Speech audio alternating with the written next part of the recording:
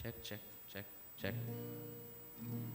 We request everyone to stand for the prayer song and for the Bible reading.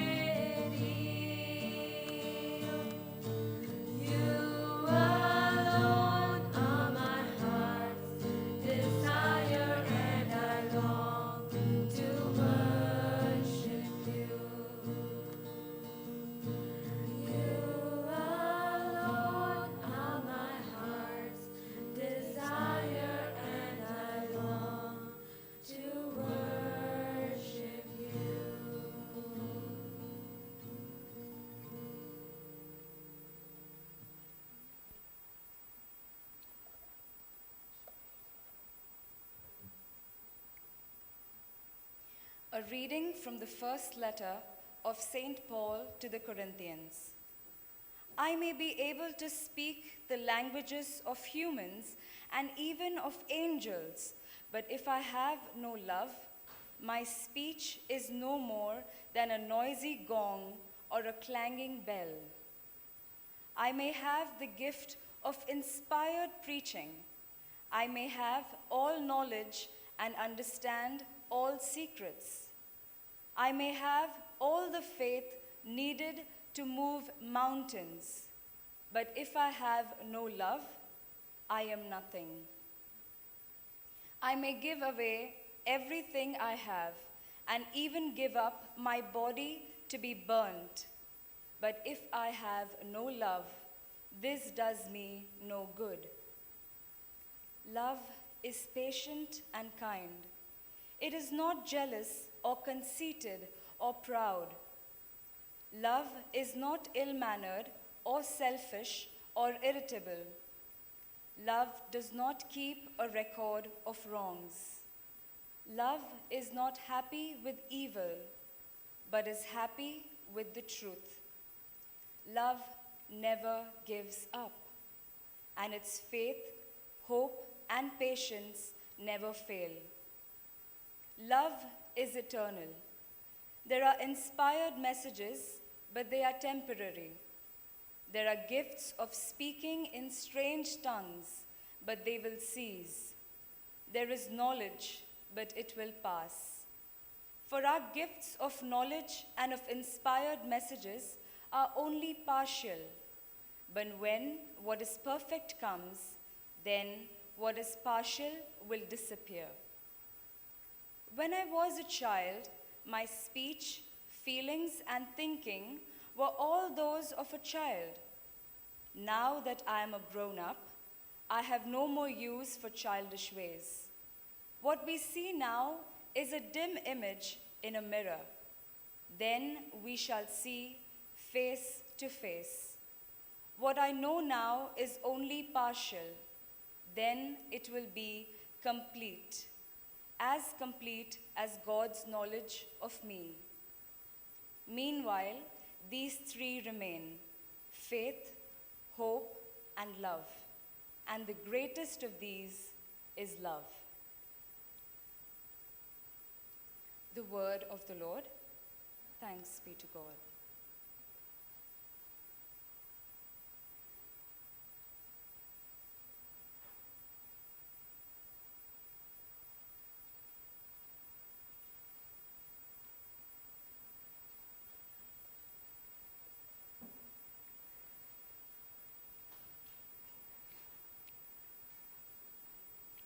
Very good morning to all of you. Shall we give a big round of applause to our choir, please?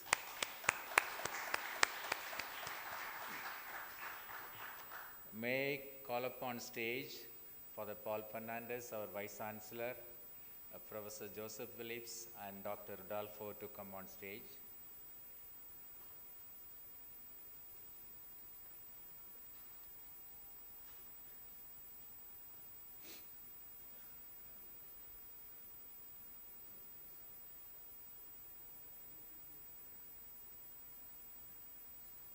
I would like to request Father Donald D'Souza, Dean, School of Communications and Director of Finance, to welcome them with the rope of honor which our dear friend Dr. Gregory Wolferts has brought all the way from the USA.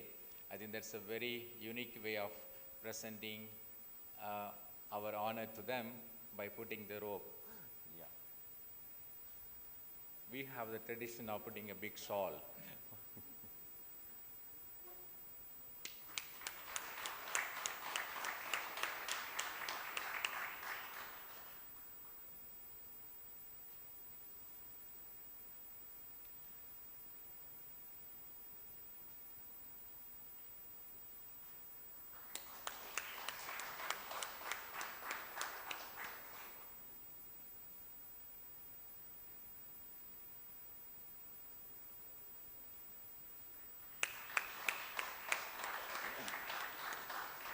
Yes. Thank you, Greg, for being so thoughtful of bringing these nice robes all the way from your country. Thank you. A year ago, when Father Paul Fernandez, our beloved Vice Chancellor, told us this year we will have the privilege of hosting the 25th IAJBS World Forum and also the first South Asia Regional Chapter meeting. And we were wondering what could be the topic for this conference. Then he said, it is going to be very, very different. So we asked him, Father, what is the difference? And he said, it is going to be on the theme called Flourishing. Whatever little things that I wanted to speak to you for a minute has been read in the letter of St. Paul to the Corinthians that was read to us. I think that summarizes everything that we all have been looking for, a new paradigm, new perspective, that you and I, all of us engaged in business management education, even other education in our Jesuit institutions, that we are looking for. Therefore, just to summarize, can we demonstrate the love of Christ in everything that we do? I think that should be the foundation for creating a world that is full of flourishing. Other details are already given to you in the compendium that has been shared with you. With these few words, I would like to request our beloved Vice Chancellor, Professor Dr. Father Paul Fernandez, in fact, who has been working tirelessly behind the scene, also in the front as a leader, guiding us, leading us, and providing us all kinds of encouragement and support to make this event a happy event. Dear friends, we are here to celebrate. We are here to find a new pathway for our mission as educators in Jesuit institutions. With these few words, I would like to request Father Paul Fernandez.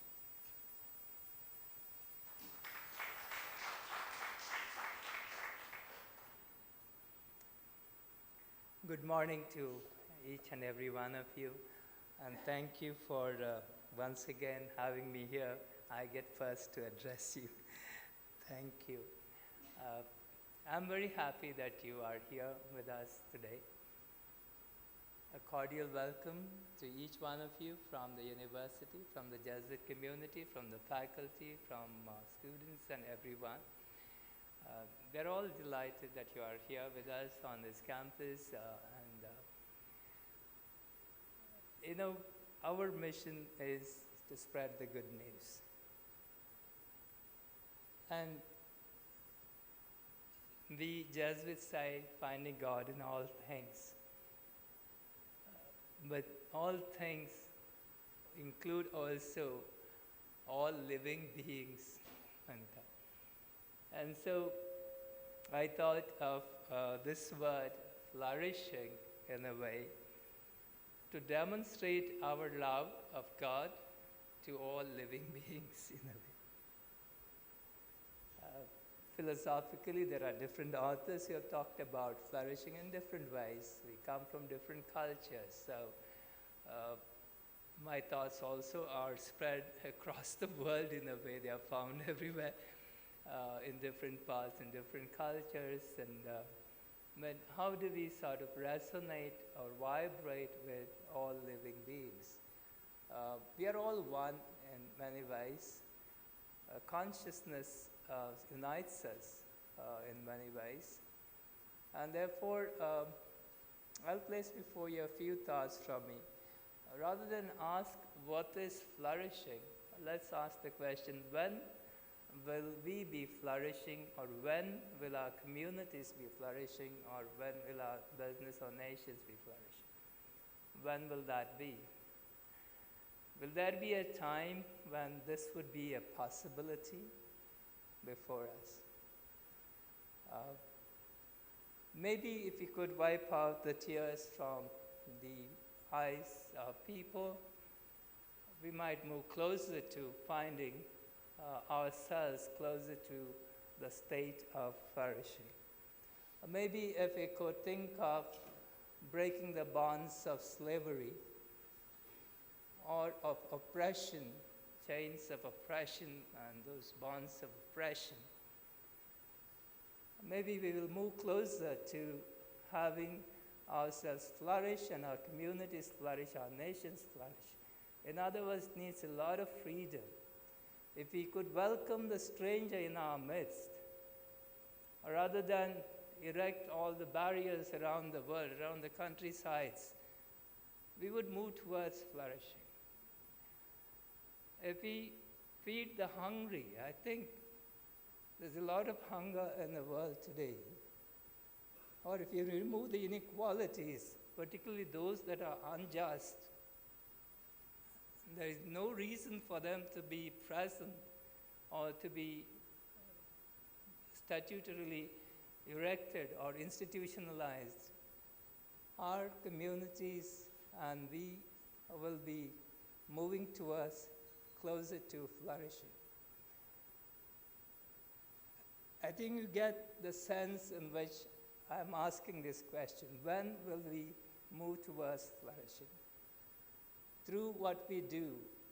Of course, in terms of many things that we have, we use them all in various ways, in different ways, and innovations, we use them. There are two words that come to me when you talk of innovation and flourishing. Innovation about renewal. about newness. And I think there's a lot of that energy that flows to renew ourselves, our communities, our businesses, our nations, and to move them forward. And so that renewal should, in a way, make us feel the newness of life that is ever new and move us closer towards flourishing. So also this renewal and newness. But flourishing has also a word called promise. It's a promise that we make.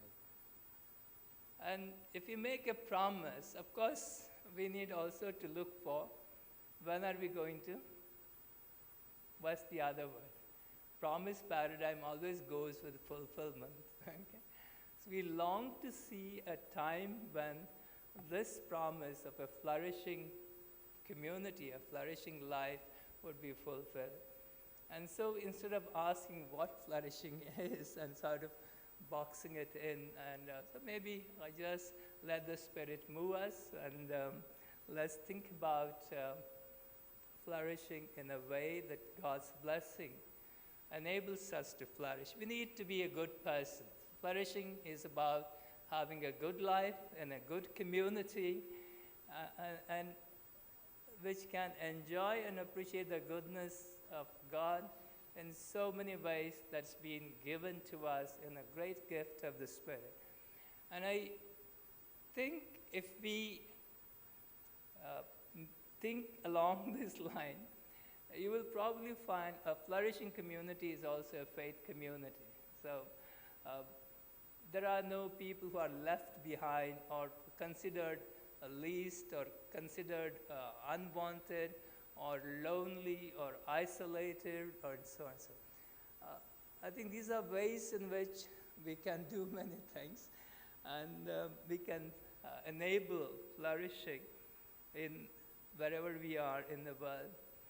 It's also a way of looking at that we are one, essentially affirming that faith in God, that when you see ourselves as brothers and sisters, that we are essentially one in this world, that we believe in this oneness, and that a bond of love unites us in many ways rather than divides us. So in another way of looking at flourishing community is to remove the distress that exists in a community. And I think that's a large task ahead of us, to remove the distress that our community feels due to various circumstances or context in which it finds itself. And we can move out. If we can take out the distress, I think the community will be more flourishing. So with these initial thoughts, I wish you well, have good exchanges and good conversations, great insights for yourself, and enrich us, enlighten us, and enjoy your days here with us. And you are always welcome if you want to network, you want to connect, you want to come back anytime. You're always welcome. The university is here for you. God bless you. Have a great days. Thank you. Thank you, Father, for your inspiring words and asking such challenging questions that when shall we create a world of flourishing. Thank you, Father. Now I would like to request Dr. Rodolfo P. Ang.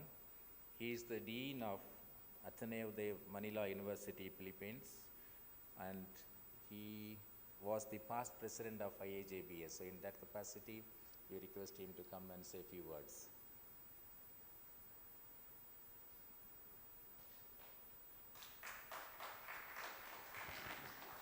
Good morning, everyone.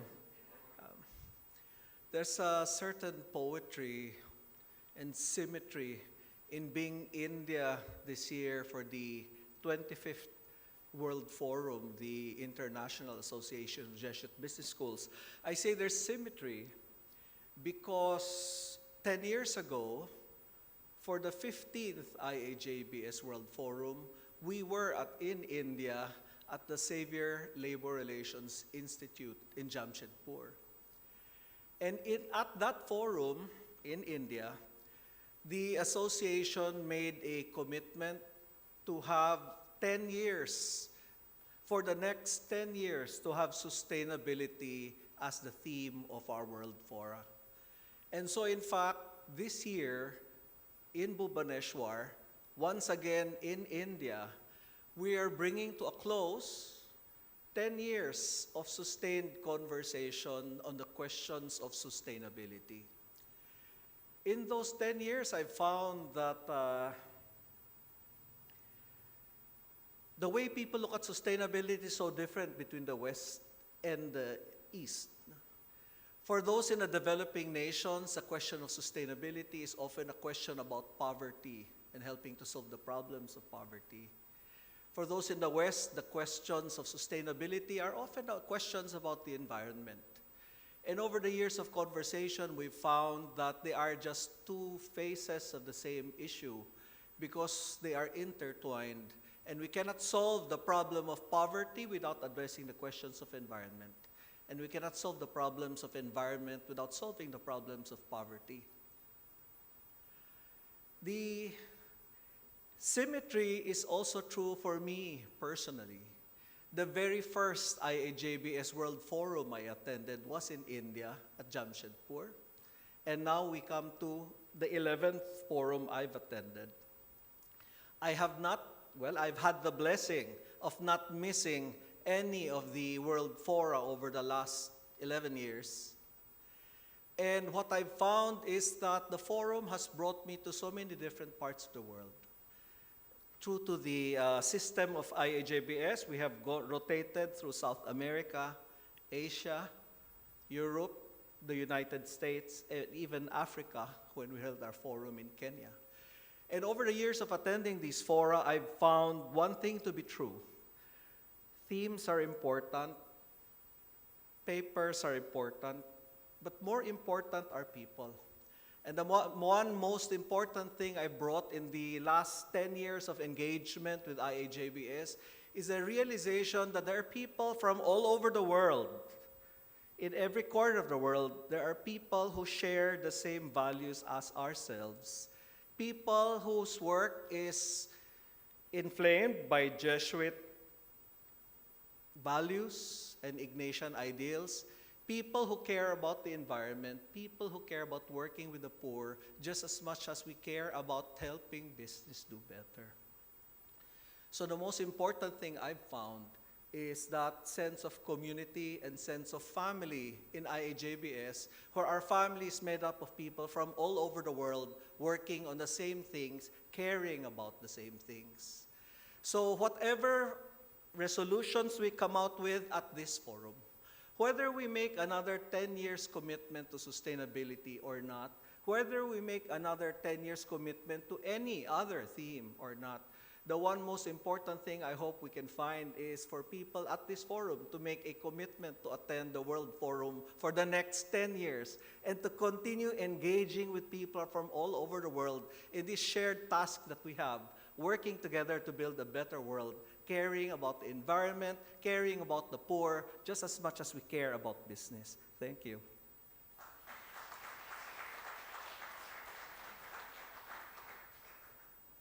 Thank you, Dr. Rudolph, and encouraging all of us to make that commitment for the next 10 years, and also reminding us that all that matters is we, the people, the humanity that matters. Thank you very much. Now I would like to request Professor Dr. Joseph Phillips, Dean, Albert School of Business and Economics, Seattle University. In fact, he was the one who was hosting all of us last year in Seattle, and we have learned a great amount of things from him, the way he was organizing, and I have picked up, and my team, we have picked up many things from him. Over to you. Thank you, Pepin. Again, good morning, everybody. The first thing I want to do is second Rudy's outreach to everybody to pledge to be attending the IAJBS World Forum for the next 10 years. Great idea. On behalf of the Board of Directors of the International Association of Jesuit Business Schools, it's my pleasure to have the opportunity here to thank very much our host, Xavier University. They're doing a fantastic job of organizing this event, and actually being done by all the faculty, staff, and students to put this together. You try to put it behind you quickly, but there's still some remnants of memories for me of all the hard work that our team had to do this, and I know the same thing is going on here at Xavier. I'm very inspired by the theme, Innovate and Flourish, as well articulated by Father Paul about some of the nuances of that and how that opens up a lot of possibilities for us here today. I also want, like Rudy, to make note of the fact that this is our 25th World Forum. And my own view is anytime you're celebrating a 25th anniversary, that's a tremendous achievement to put that together for 25 years. It really speaks to the power of what we're trying to do here, taking advantage of the opportunities to network and to learn from each other, which are things that have happened over these 25 years. And you can look back and see a lot of achievements and a lot of alliances and programming coming out as a result of people making connections here and carrying that forward and back to campus. I think also to get to 25 years requires the great work of a lot of individual people over that period of time. And I would like to point out that we even have several people here with us now that were involved with the original first meeting, including our executive director, Greg Olferts, and Father Abe. So it's amazing to think about people that are still with us 25 years later at these meetings. I also want to point out that this is the first regional organizational meeting for the colleagues in Jesuit Business Education, so the South Asia group. It came together yesterday to do its work, and this is part of a plan for CJBE to become more global and establish chapters across the different regions. And then finally, I will anticipate for you a discussion we're going to have this afternoon on an interesting initiative launched by Father Michael Garanzini, the Secretary of Higher Ed for the Jesuits, thinking about, is there a new paradigm for business education? So we're going to have a discussion and more about that earlier this afternoon. But I do think in many ways the theme of this conference, Innovate and Flourish, anticipates some of the thinking that will come out of that effort. So again, it's my pleasure to congratulate our colleagues at Xavier University for putting on this fine event, and I look forward to the rest of the programming. Thank you.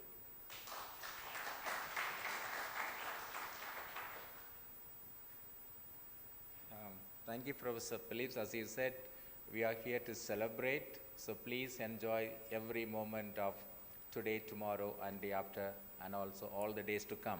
Now, I would like to request Father Paul to present a small memento to our two guests as a token of appreciation.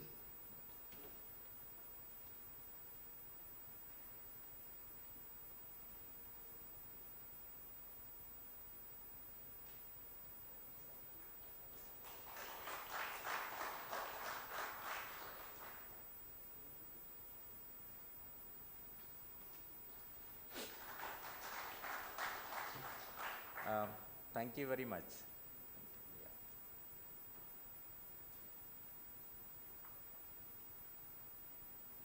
So now we shall move on to the next session. We are going to have the keynote address by Mr. R. Gopalakrishnan. May I request R. Gopalakrishnan sir to come and take a seat, please. And may I request Father Donald D'Souza to come, and also Father Paul Fernandez as the moderator.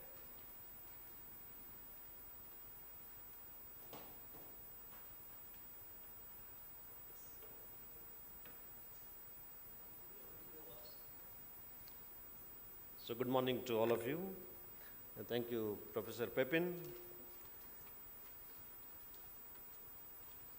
I would like to introduce to you our distinguished keynote speaker of the IAJBS conference, Mr. R. Gopalakrishnan. Mr. Gopalakrishnan is a proud Jesuit alumnus, as he earned his bachelor's degree in physics from St. Xavier's College, Calcutta. Moving on to further studies, he earned another degree in electronics from IIT Kharagpur followed by Advanced Management Studies program from Harvard Business School. He has been a professional manager since 1967. He has served as chairman of Unilever Arabia, as managing director of Brook Bond Lipton, and vice chairman of Hindustan Lever, as director of Tata Sons and several Tata Group of companies. He has served as an independent director of Castrol India and Hemas Holdings PLC. Besides his professional life, he is passionately involved in academics and literature. He has authored several books. To mention a few titles of his books: one, When the Penny Drops, Learning What's Not Taught; a biography of innovations from birth to maturity; Crash, Lessons from the Entry and Exit of CEOs; what the CEOs really want to experience. We are going to gain much this morning as he unfolds the theme of the conference, Innovate and Flourish for all of us.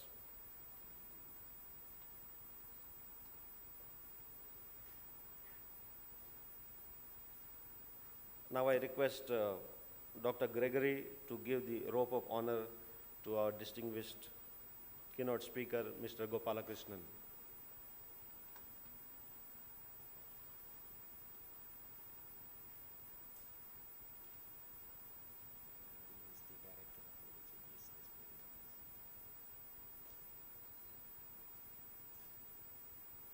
Dr. Gregory is currently the director of IAJBS.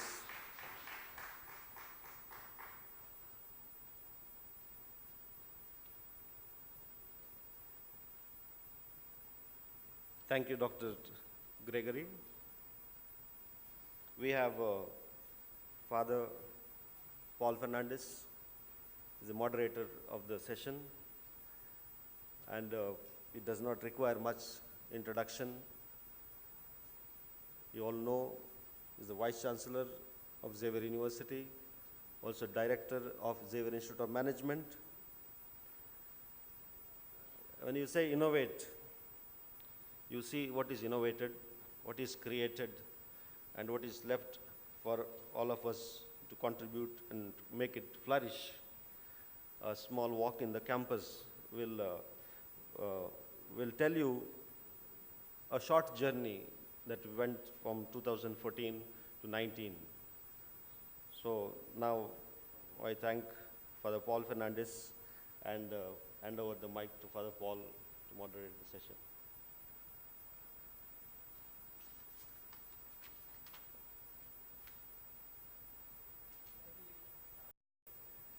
Because my erstwhile colleague and good friend Muthuraman called me 2 months ago, and what he delivered to me an instruction which was packaged like a request that I should appear here on this date, and left me with little choice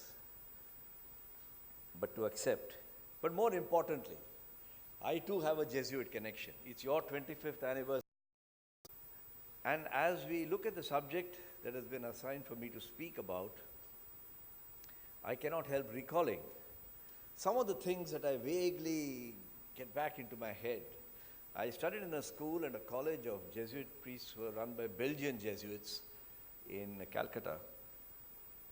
And I was very struck by the high level of scholarship that these Jesuits had.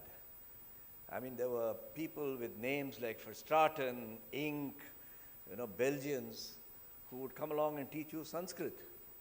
And all the Sanskrit I learned, and I learned Sanskrit for 3 years, was from very distinguished scholars like Father Van Binda and Father Inc.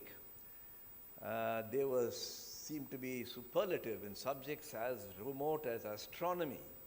Calcutta's only telescope at that time was on the top of St. Xavier's School and College. And as young kids, we were allowed to go there and have a look at the moon whenever the Jesuits thought we deserved to do so. I was also exposed to the ways of the Catholic Church at that time. And as I recall it, in my early years in school, I never understood what was going on because it was all in Latin. And later on, I'm told it changed and it became in English. But my memory may be fading in some respects. But one of the things I remember very much is something called the retreat. And periodically, the padris who were wearing a white cassock, unlike today where people wear civilian clothes, would vanish into what is called a retreat. And I was very curious at a young age to find out what happens in a retreat. I need hardly explain to this audience what I learned, because I might have learned the wrong things. But it was a very interesting idea that left an impression in my mind.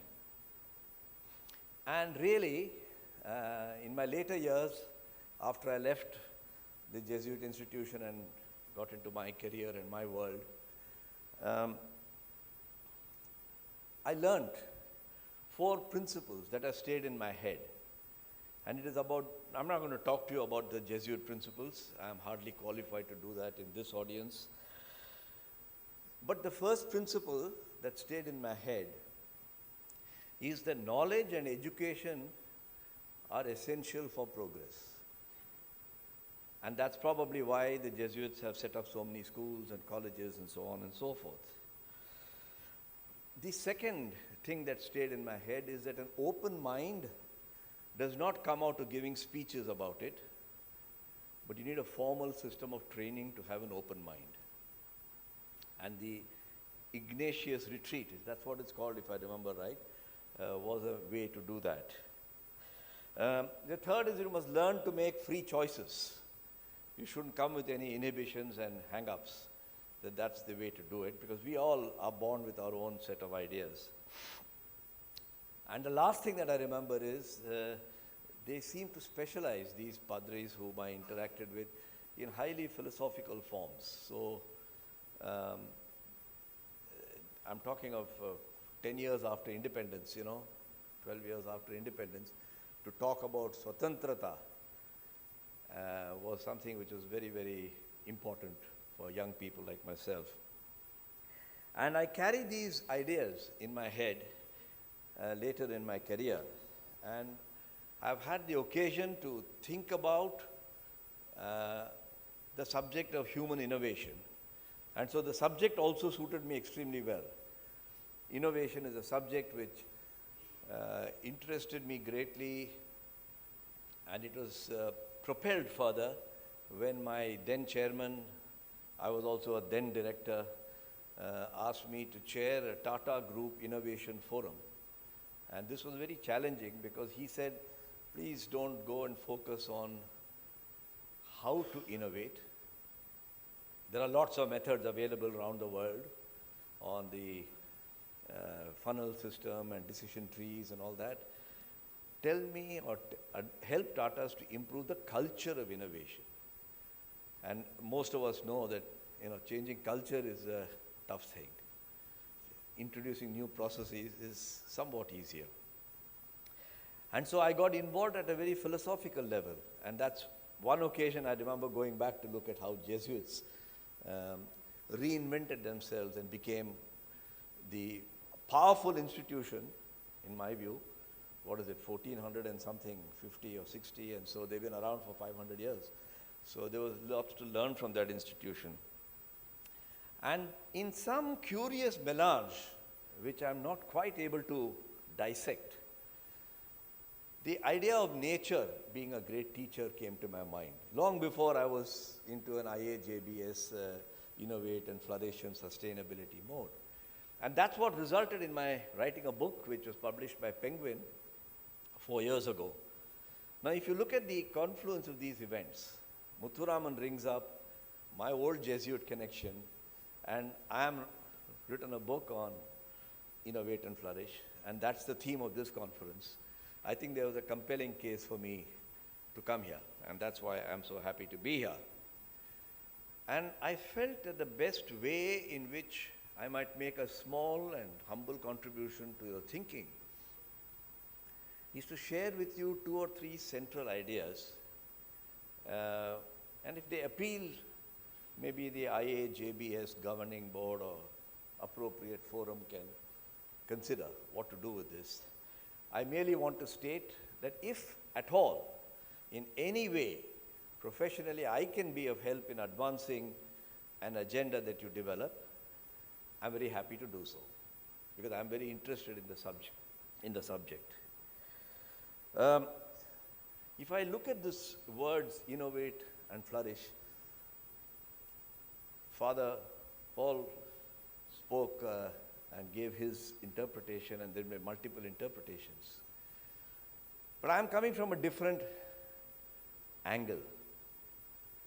In the Abrahamic theologies, there is a paradise, there is a heaven, a perfect place, and everybody is trying to get there by trying to do certain things and avoiding doing certain things. In the Indian philosophical tradition, there is no paradise or heaven. There is only recycling. And therefore, every person, every being is born to die, and it keeps recycling. And frankly, there is no paradise that you reach, because if you have been purified through this process of recycling to the point where you just merge with the infinite and you don't exist anymore, there's nothing to be, there's nobody to be in paradise. So paradise has a population of 0, hell has a population of 0, and all the monkeys are in between. And that's what all of us are. Philosophically, it's a very different tradition. I mean, if you want to generalize and say they all mean the same thing, the infinite is paradise, that's fine. But they're very different. And that manifests itself in the way we innovate and conduct our affairs. Father Paul, you referred to when will poverty go away, when will injustice go away. It will never go away in my philosophy. It will always be there. It was there in biblical times. It was there well before the Bible. And it will stay here in the 125th anniversary of the IAJBS as well. And our successors, your successors, will also be debating it.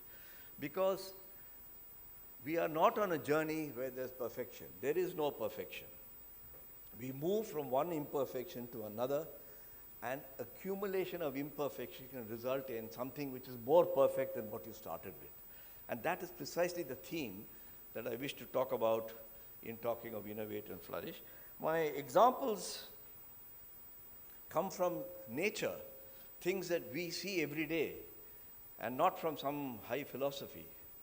You see, fish are not taught to swim. Fish swim. They just get up and do it. I've never seen a mother bird teaching a daughter bird how to fly. One fine day, the little bird gets up and flaps its wings and it flies. Why is it that human beings have to rediscover what is natural? It's an interesting philosophical question. We all think we know how to breathe. And it doesn't take more than half an hour of one of our voluble pundits who are around in this country to demonstrate to you that you do not know how to breathe. None of us knows how to breathe. And if you want to have a breathing lesson, that can go on for several days. We think we know how to meditate, but we do not know how to meditate. Otherwise, you won't be having the retreat. So human beings are constantly forgetting what is natural to them and then trying to revert back to nature. And flourishing and being in harmony with nature, sustainability, are all old subjects repackaged and reinvented correctly and importantly. So I want to use this idea to take one of the oldest human activities, which is of innovation, and draw the lessons that we get, if I may say so, from my perception of what is the Ignatius Retreat, and show you that there is a metaphorical and allegorical connection between nature, and all that we have to do is to strengthen that and not seek the perfection. The first in your retreats is that you are open to diverse views. You don't put down a guy. Even the Pope tried to put down the Jesuit movement 500 years ago. But, the Jesuits were Jesuits and they were different. The second is trust. Trust across social barriers, across communities, across languages. And boy, in India we have many such categories, so we do need a society of trust. The third is a motivation which is beyond logic and rationality. If you didn't believe in that, then there's nothing that you would find out new. The fourth is an unconventional form of collaboration. And the last is experimentation and failure. These are all inherent in the way I was trained when I was a young kid. Not as a Jesuit way of doing things, but they happen to be Jesuits, and that's the kind of stuff that they taught. So in my mind, there is some linkage between the Jesuit training and these ways of thinking.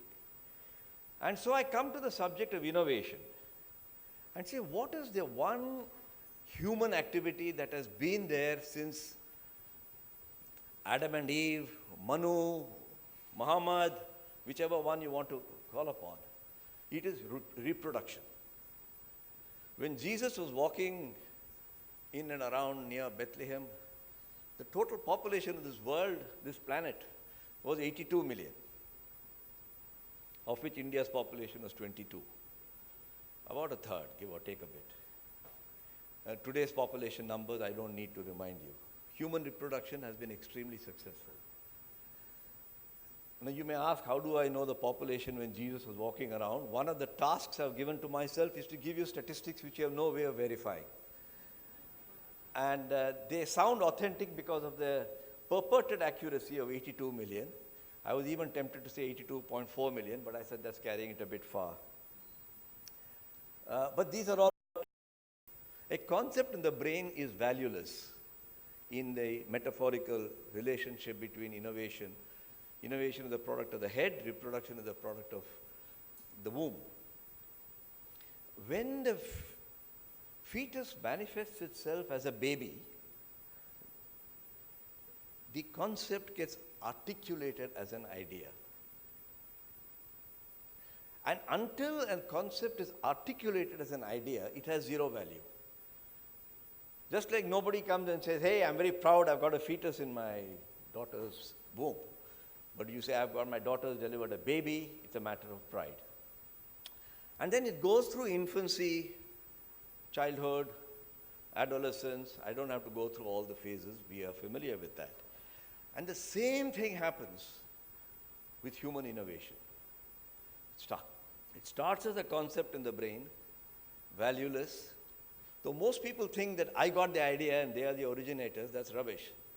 A concept in the brain has no value. When you learn to articulate it, either by sketching it, or by saying words about it, or by expressing in poetry an idea, it's the maternity home for concepts, and then it has to be shaped as it goes along. And so I found some of the finest lessons in taking lessons from nature on innovation come from reproduction. And reproduction is something that we see. You don't have to be a PhD in gynecology in order to understand it. For example, and I'm going to just, since I've written a whole book on it, I can talk to you for 2 hours. And although Father Paul has been kind enough to say, speak as long as you want, one of the lessons I've learned is never take that advice seriously. I will try to highlight just a few points to illustrate the metaphor and the allegory that I have created. And while I don't claim originality for it, it is an uncommon way in the good Jesuit tradition. It's an uncommon way of looking at innovation. And I think it brings us much closer to nature. What do I mean by a concept? Valmiki thought of a heavier than air flying object long before anything was written. And the fact that he thought about it is known to us because he articulated it in the Valmiki Ramayana by describing a Pushpaka Vimana.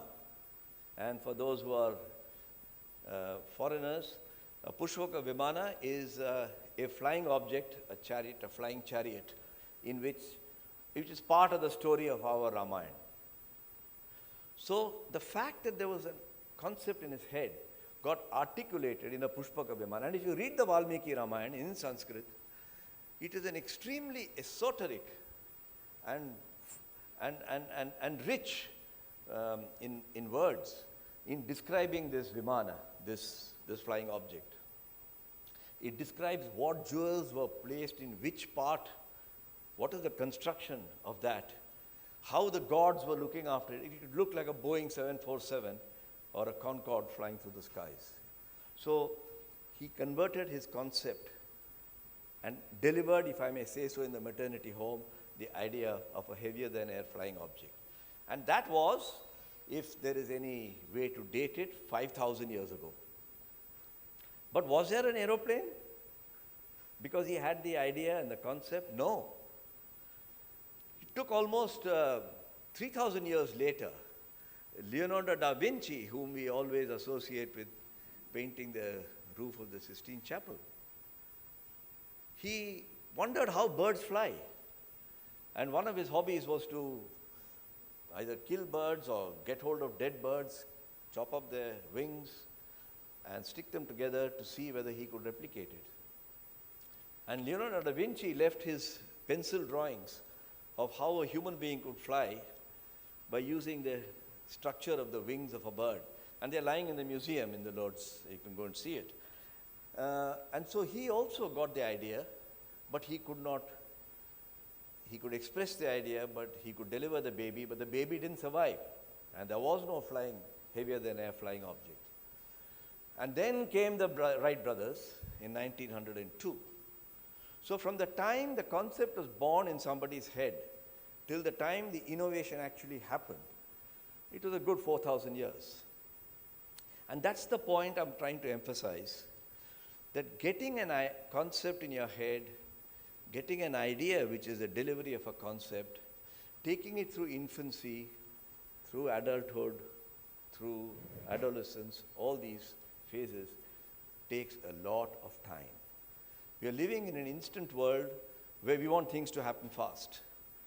And these seem to be in some conflict, and that takes us away from nature. The moment you put a nature, we take sliced bread for granted, coming to more mundane things. This morning, all of you had sliced bread for breakfast. Who invented sliced bread? When my father was a young man, there was no sliced bread. My father or your father or grandfather, depending on your age group, say at the turn of the century, last century, there was no sliced bread.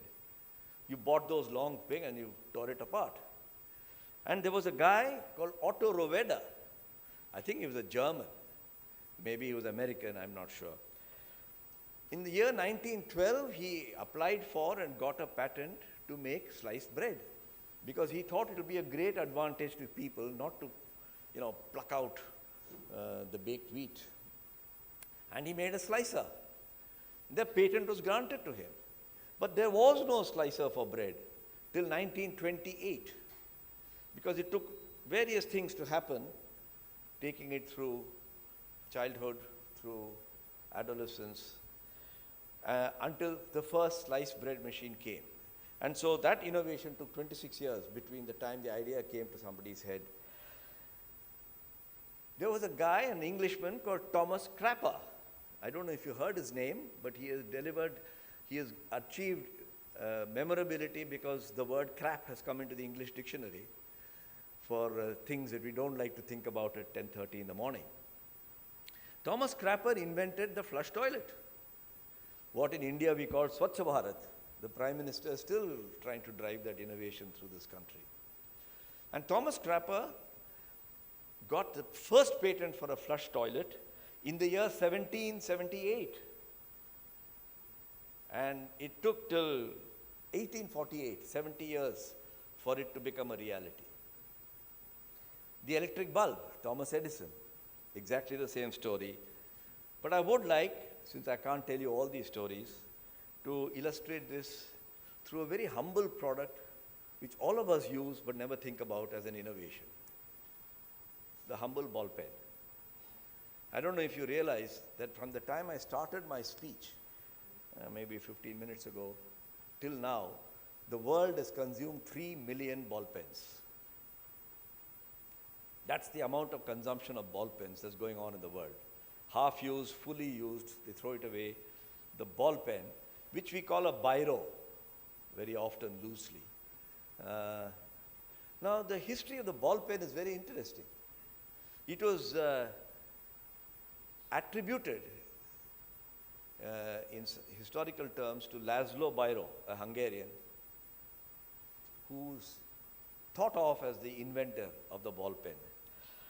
But 49 years before Laszlo Biro got the credit for it, the ball pen idea had already been patented in 1888. In 1888, and I won't go through who is the guy who patented it and so on and so forth, somebody got this idea that if a ball could be made to roll in a viscous fluid and then allowed to roll, it can leave a mark. That's the principle of the ball pen. But succeeding generations of scientists could not crack the problem.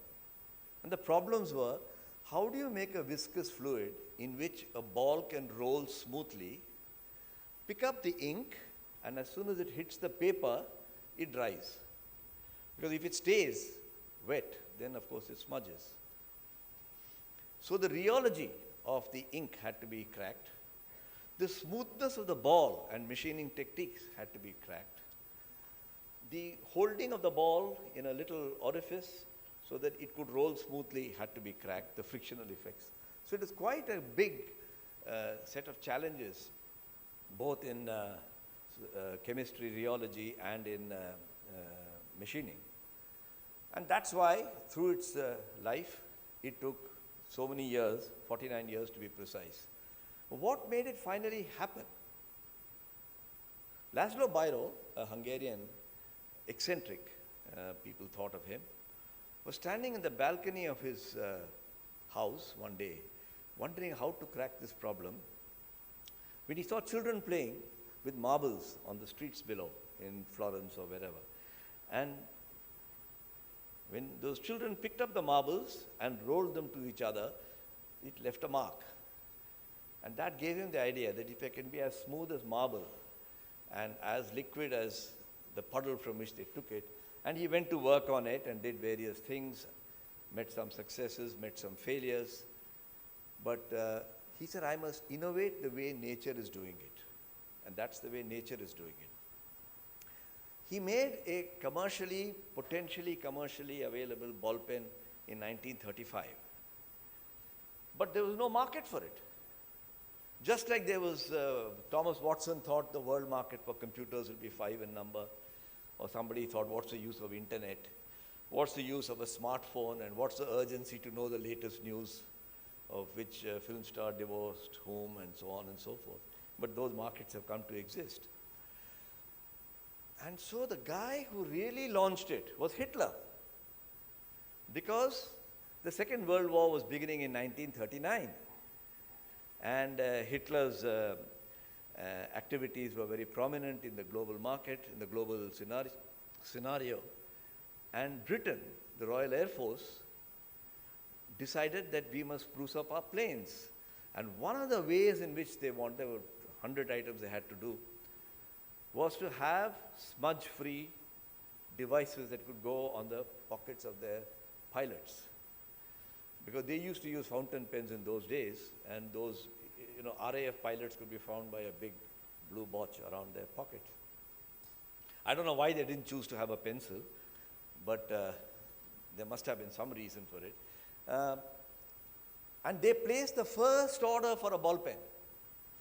350,000 ball pens order was placed on Laszlo Biro, who went off to Argentina because he got manufacturing shops, export credits, some tax haven, whatever, and the manufacture of ball pens began. Is that the end of the innovation of ball pens? No. 1888, a ball was made to roll in liquid. It took 49 years to perfect it and make it a product which today sells Every 15 minutes, 3 million ball pens are used and tossed away, and we don't even think of it as an innovation. But it is a ball pen that led to a roll-on deodorant. Back in the 50s, soon after the Second World War, when people had the time and the money to think about body odor, it's nothing, a ball pen and a roll-on deodorant is exactly the same thing. You have a liquid, you have a roll-on ball, and it helps you to deposit a certain liquid in a thin film, which dries up, and bingo, you're in business.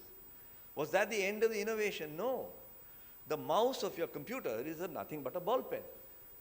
I mean, it's got a little ball, that's why you have to keep moving it, and it picks up electrical signals and passes it on. And now, if I look at this innovation from a nature point of view, it is a natural idea to find a ball rolling in a viscous fluid, and you have to tailor them in order to get there.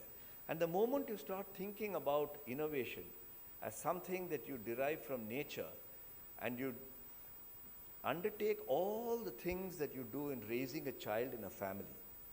And what are those rules that raising a child in a family that we all follow intuitively without attending a training course on it? Every mother knows that it is painful, but it's also a pleasure. So is innovation. There is no quick shortcut. So innovate in 48 hours, change your company day after tomorrow, because if you follow these 7 steps, you'll reach the paradise of innovation. Those are really not particularly relevant. The second thing, how does the mother gain knowledge? You think she sits and reads? She'll probably have a copy of Dr. Benjamin Spock's book. I doubt if she spends her whole day studying it from page 1 to page 350. In fact, she doesn't. I've seen my daughters and my daughter-in-law. They don't do that. They read a few things, then they hand it over to their husband. The husband, being of the male species, driven by logic and analytics, studies it, probably with diligence up to page 50, with half boredom up to page 100, sticks a bookmark into it, and there it lands up on the library shelf. Now the baby has arrived. The baby is hollering at night. The husband reaches out for his handheld to Google, what do you do when the baby cries? He's probably looking at page 101 onwards in the Benjamin Spock book to find some way to solve the problem. But what does my daughter do? She says, to hell with it. The baby is yelling and this guy is looking at books and computers. She rings up Shalini. Shalini says, I know Bhamani has had this problem. Bhamani tells Ragini, and bingo, she gets an answer. It's probably colic, it's probably this or that. She implements it. In an hour or two, she has some sort of a solution, assuming it's not something very serious. And through this diverse network of Shalini, Bhamani, Ragini, through being open to the ideas, I really don't know what it's all about. The husband keeps saying, I'm telling you, it is this. This is so-and-so doctor has actually said it. She says, you don't know what the hell you're talking about, and she does her own thing.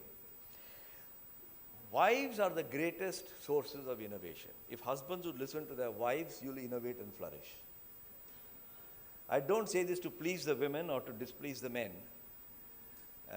but women have a very earthy common sense, which is natural. Men have a very articulated form of common sense, and therefore it becomes uncommon. And therefore you have to have seminars on how to have common sense. Right? I don't want to suggest that women are better endowed than men. That's not my point at all. But when you're talking about being open to ideas, it's the pressure of the problem that a woman faces, and she faces it uniquely.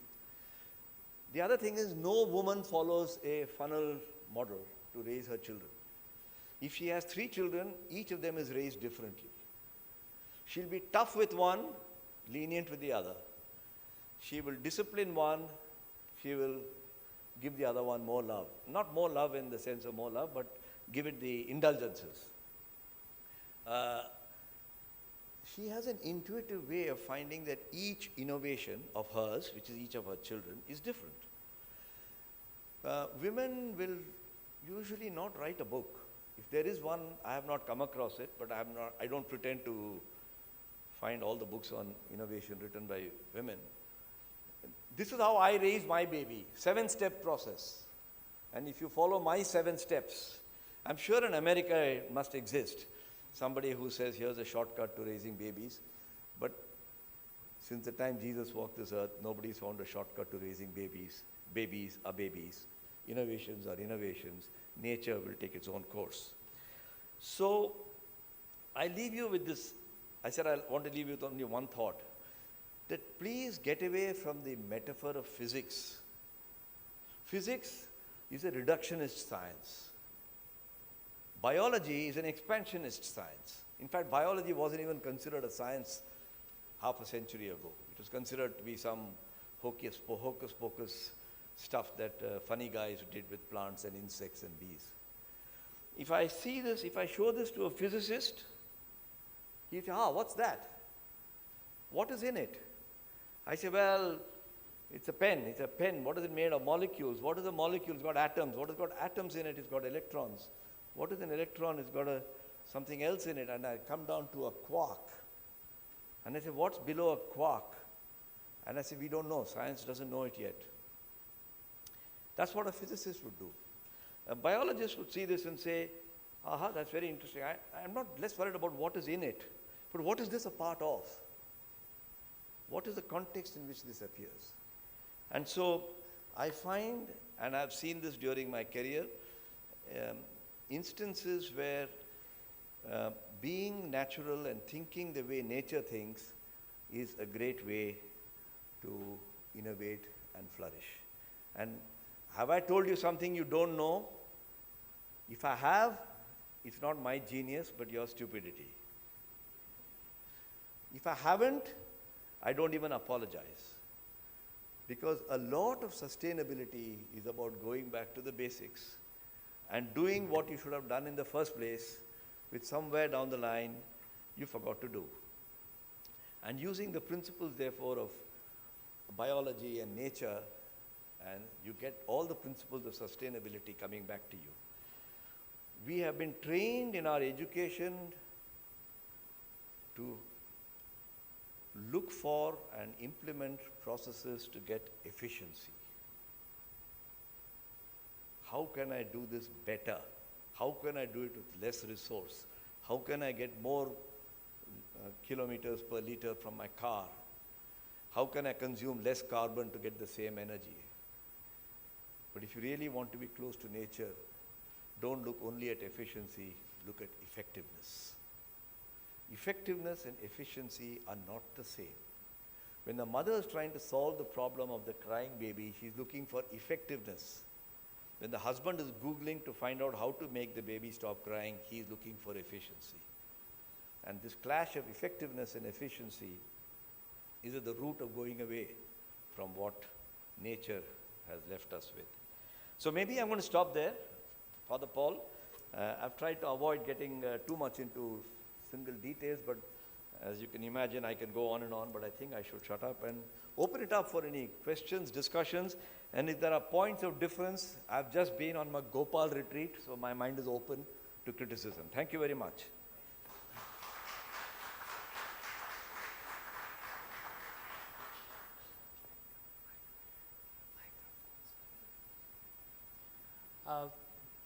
Gopalakrishnan, thank you very much, King, giving us insights into the nature as our teacher, and we can learn from them, learn from nature in a big way in many ways.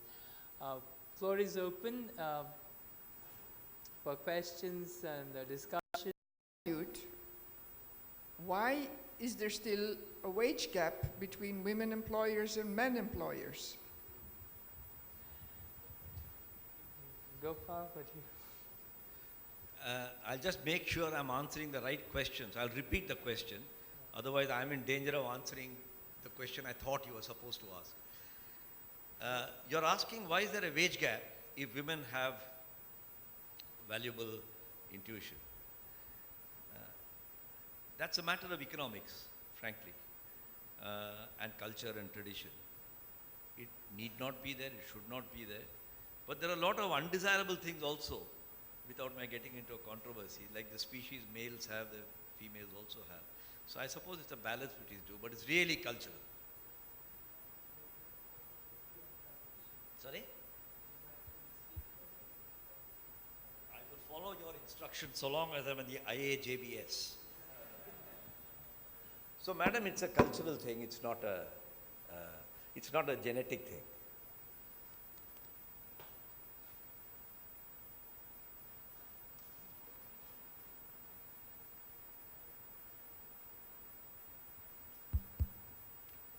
Without necessarily inserting myself into the culture wars in the US where you have like the pro-life and the pro-choice debate, there clearly is some value to the idea of a fetus, which is why perhaps there's so much intense emotion on both sides. So I wonder if maybe you could think about fetuses on one side and also ideas, right? So there are thinkers and there are doers.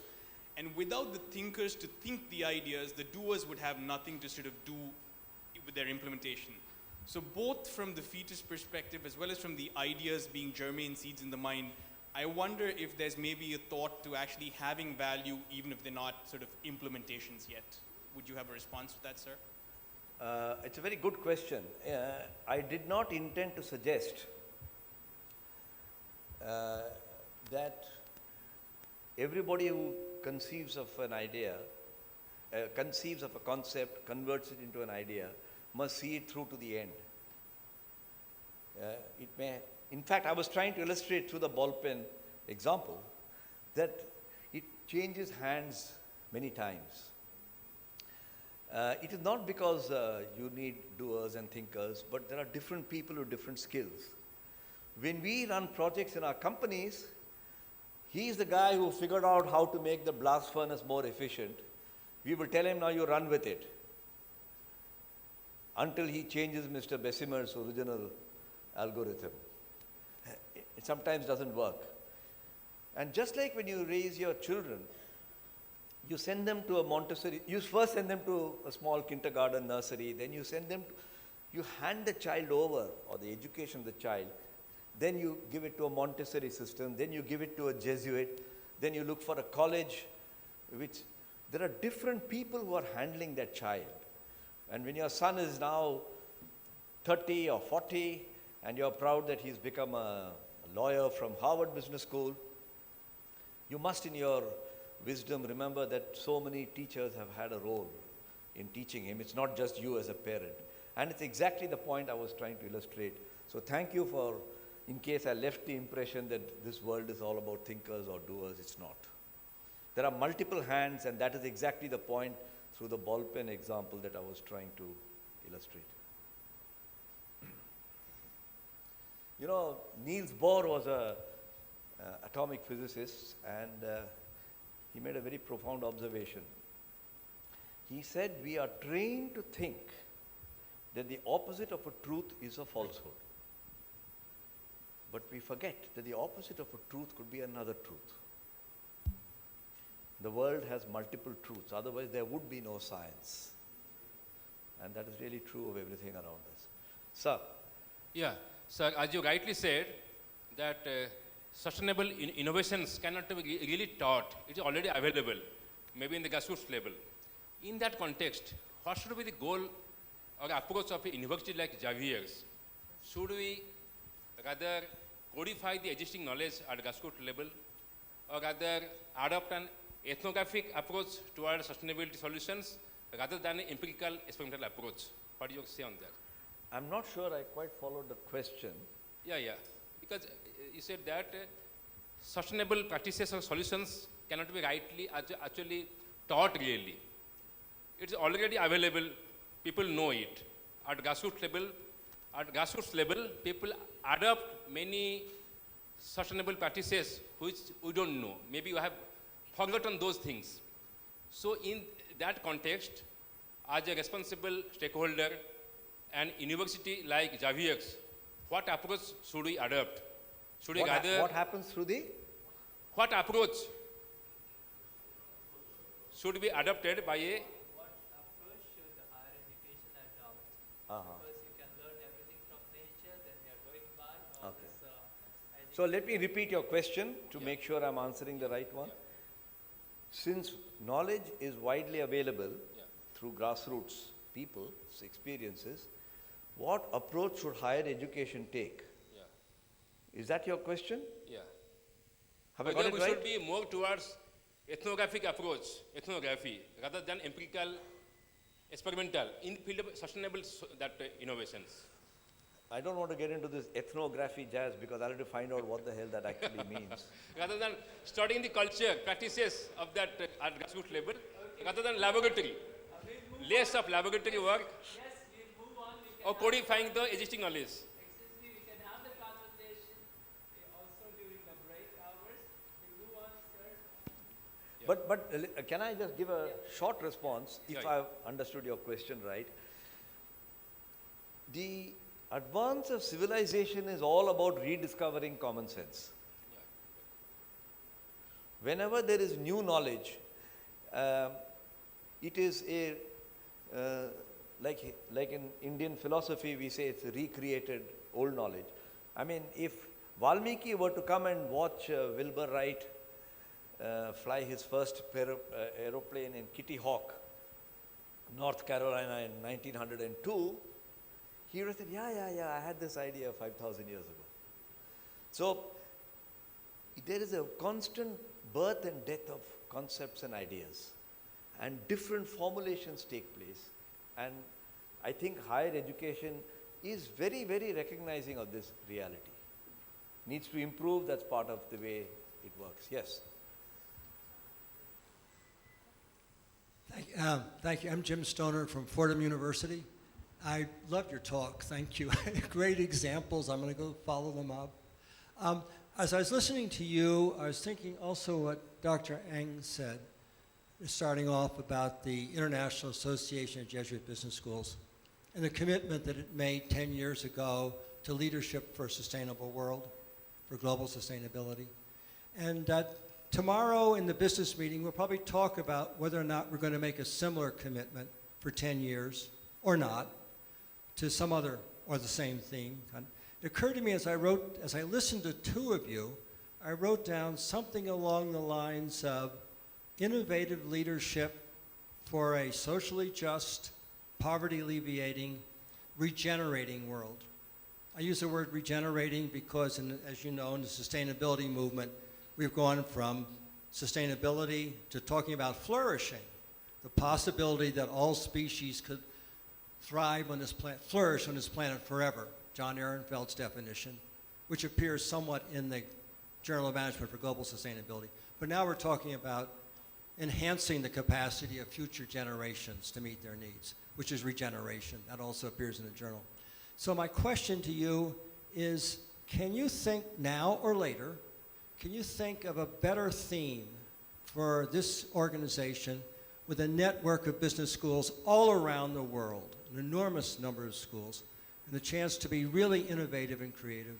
Can you think of a better theme for us to commit to than something like, when we get better words in mind, innovative leadership for a socially just, poverty alleviating, regenerating world?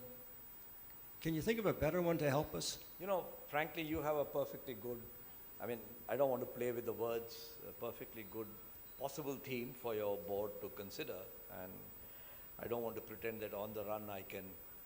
But there are two elements that I could pick out from the words you used. I don't want to go into the presentation of the two words. One is social justice, which is about inclusion. And in India, we call it frugal innovation. Frugal innovation, F-R-U-G-A-L. Things that many more can afford. You know, if I've created a heart bypass procedure which costs $100,000, very few people can afford it. If I have produced a heart bypass operation which costs $100, it's poverty alleviating and a lot more people can afford it. So frugal innovation. And the second thing that I picked up was the use of the word regenerative. Regenerative. I may be forgiven but I don't think I asked for any, I don't apologize for falling back on Indian philosophical thinking and tradition, frugality and recycling are the core of Indian philosophical thinking. And so that you got this idea sitting in Bhubaneswar, if you can use words which add up to frugality in innovation, which is regenerative, you will have, in my humble opinion, since you asked for it, a perfectly good theme which has a life of much more than 10 years. Thank you. Thank you. I would like to hear you expand further on the word trust. Trust. You articulated it as a dimension. And where are we today and where are we going in the words of trust? Because without trust, I'm not sure you can innovate and flourish. You know, it's an important question that you raise. Trust is also like a plant. We think of trust as an inanimate object, but actually it's a live being. Trust is generated, destroyed, regenerated, recycled. I may trust you today, I may not trust you tomorrow. When the 1989 Berlin Wall fell, everybody thought the Cold War is over and life is going to be wonderful again. It has just regenerated and come back in a different form. I believe that trust comes when you don't see life as a zero-sum game. And trust is nurtured. I avoid using the word trust is built, because building gives the impression of an inanimate object, civil engineering, mechanical engineering. Trust is nurtured, that is closer to the word flourish, when you believe it is not a zero-sum game. And I believe that when you try to find spaces in a relationship between two people or two institutions where both can win, you get trust. It's not easy to find those spaces, and the world is struggling with it. But it's a struggle well worth undertaking. Well worth undertaking. Trust is important.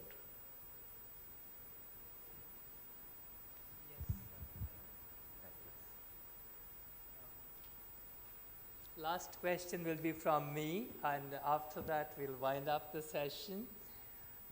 Gopal, we are in an imperfect world, okay? But there's so much distress in several communities. How do we go about it? Can you briefly give us your comments? There's distress in many communities, many people.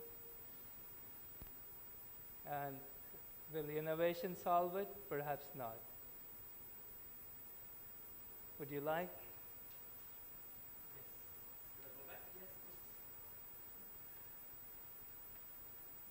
You, in the way you ask your question, attribute more wisdom to me than I even pretend to have.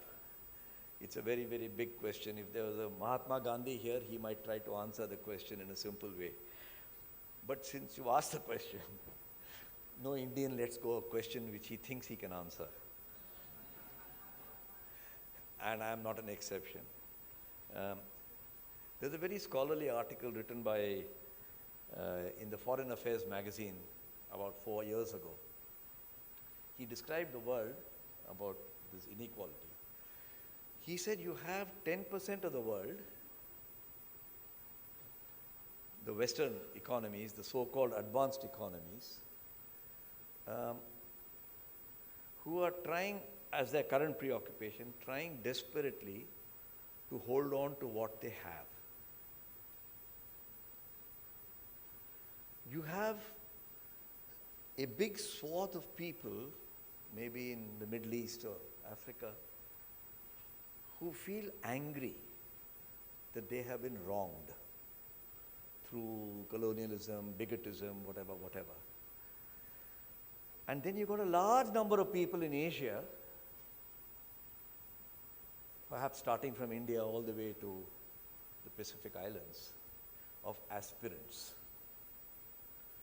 And he said the world has 3 categories of people. A small sliver who want to maintain their past,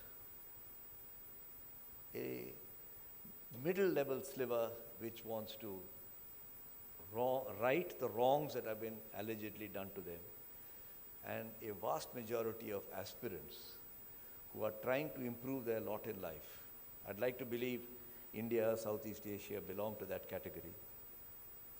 And I think the only way in which you'll alleviate poverty is if the aspirant class increases. You're seeing it in this country right now.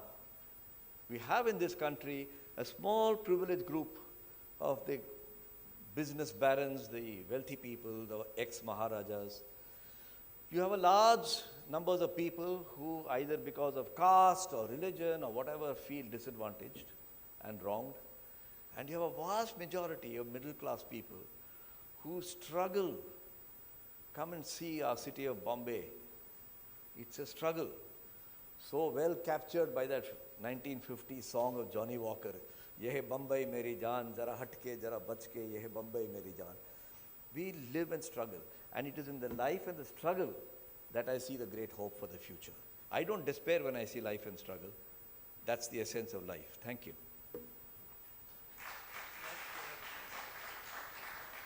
So, thank you, Gopal, from all of us. And also, let's give a round of applause to those who asked the questions, and let's give them a round of applause. Yes. Let's go for coffee break, and you can continue the conversations, ask more questions if you like, to Gopalakrishnan. Yeah, moment. Okay. One moment, there's a moment.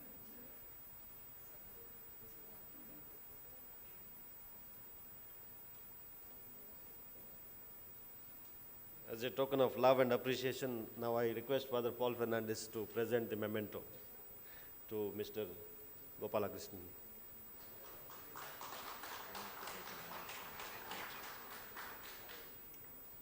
I would like to invite Professor Pepin to present the memento to Father Paul Fernandez.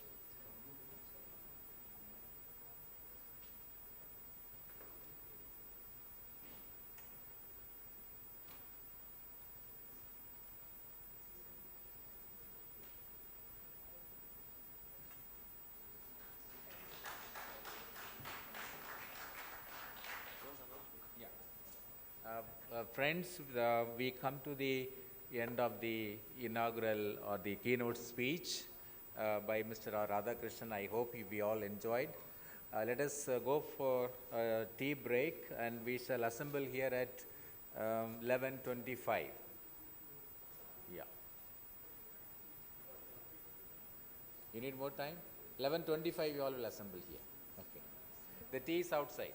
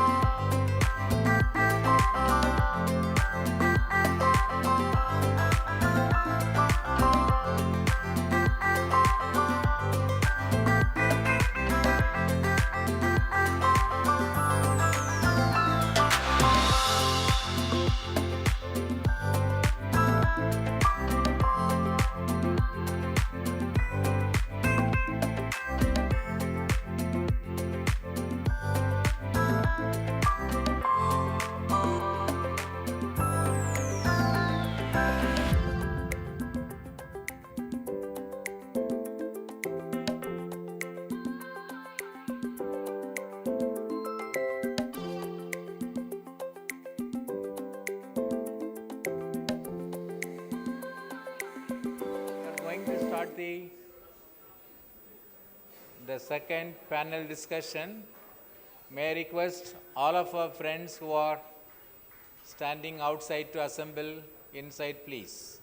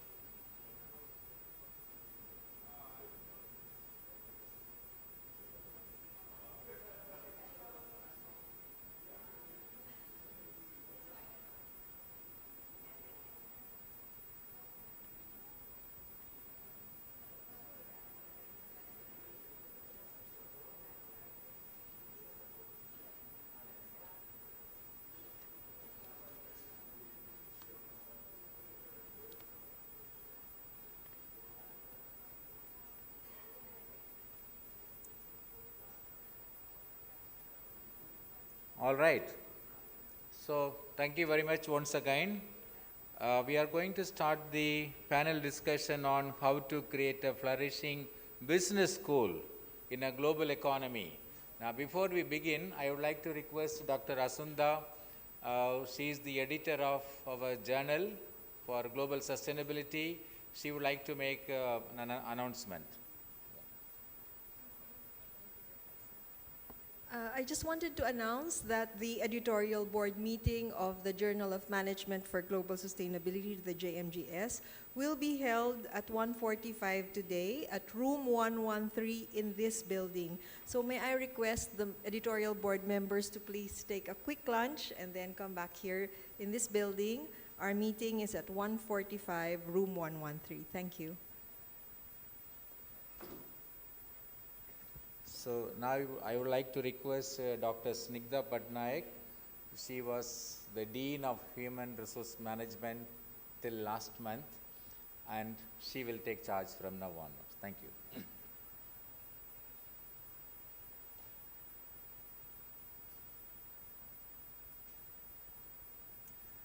Thank you, Professor Pepin, and good morning to everybody. We've begun this conference on an seat. We have Dr. Susan Dan, who is Professor of Marketing and Foundation Head of the Peter Faber Business School, Australian Catholic University, and Dr. Joseph M. Phillips, Dean of the Albers School of Business and Economics, Seattle University, USA. As moderator of this discussion, we have Dr. Amar KJR Naik, Professor in Strategic Management, Xavier Institute of Management, Xavier University, Bhubaneswar. I would request Professor Pepin to present our panel members with the rope of honor.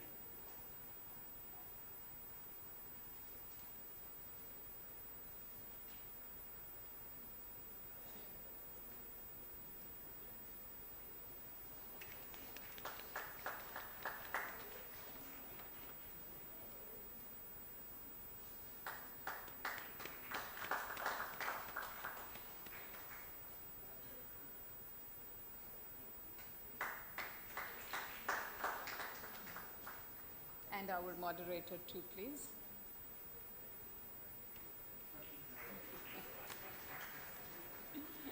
Thank you, Professor. A few words about each of our panelists and our moderator. Dr. Carlos, as I said, is the Dean of the IQS School of Management, Universidad Ramon Llull in Barcelona, Spain. He has been the Vice Dean of the IQS School of Management from 2008 to 2015, and the Director of the Economics and Finance Department until 2015. Dr. Carlos is a PhD in Economics and a Master in Economics from Florida International University. He holds a postgraduate in International Trade from the University of Miami and a Bachelor in Economics and Business from University of Barcelona. He also has worked in the private sector for a long time until he was in his 40s before he moved into academics and research. A round of applause for Dr. Carlos, please. Thank you.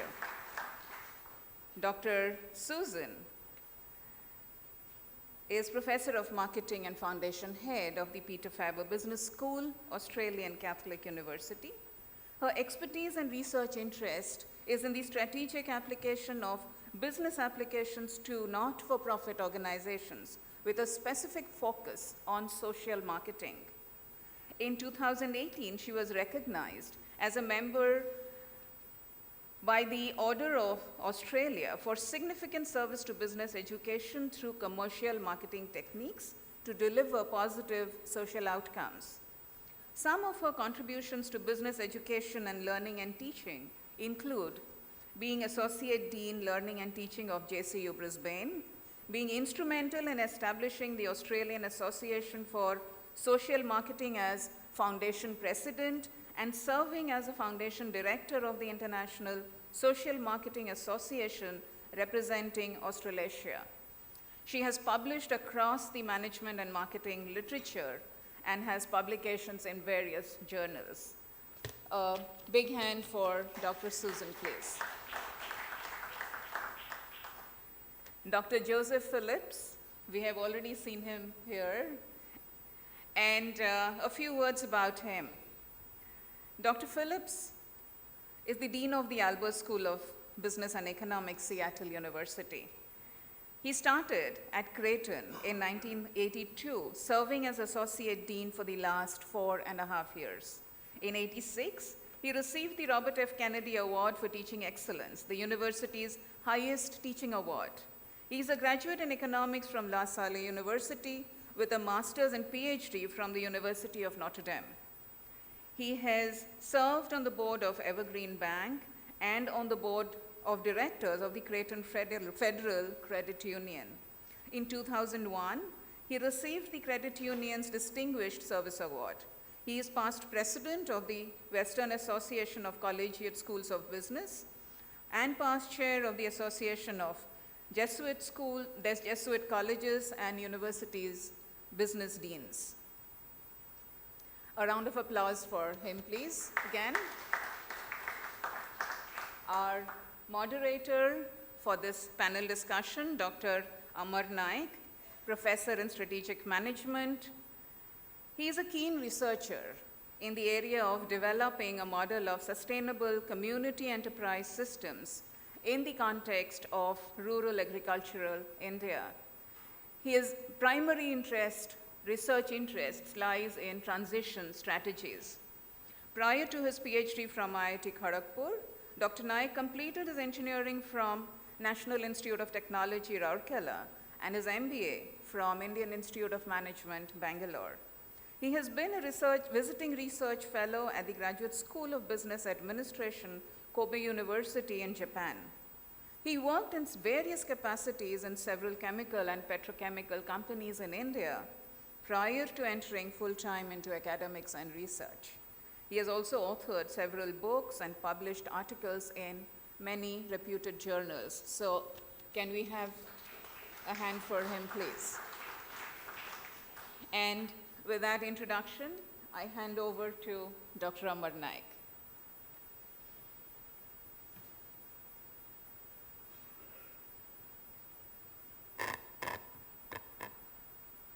It's a great privilege for me to moderate this session. As it is, we have about an hour. Yeah, we have about an hour. We were trying to schedule the time 10 minutes, 15 minutes, but now we'll go by the original schedule. A first round of 10 minutes to give your initial remarks, and then after the three panel speakers finish, then we get another 5 minutes each of us to give your thoughts, and then we have a little time for question and answers. Before we get there, this set of questions is what we thought we could try to address. During the discussion, there are two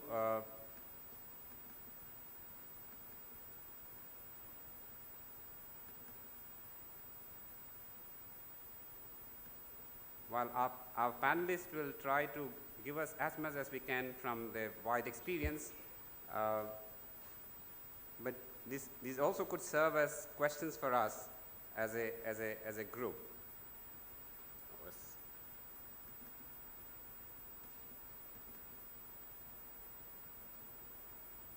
We have about 7 questions by the time it comes up there.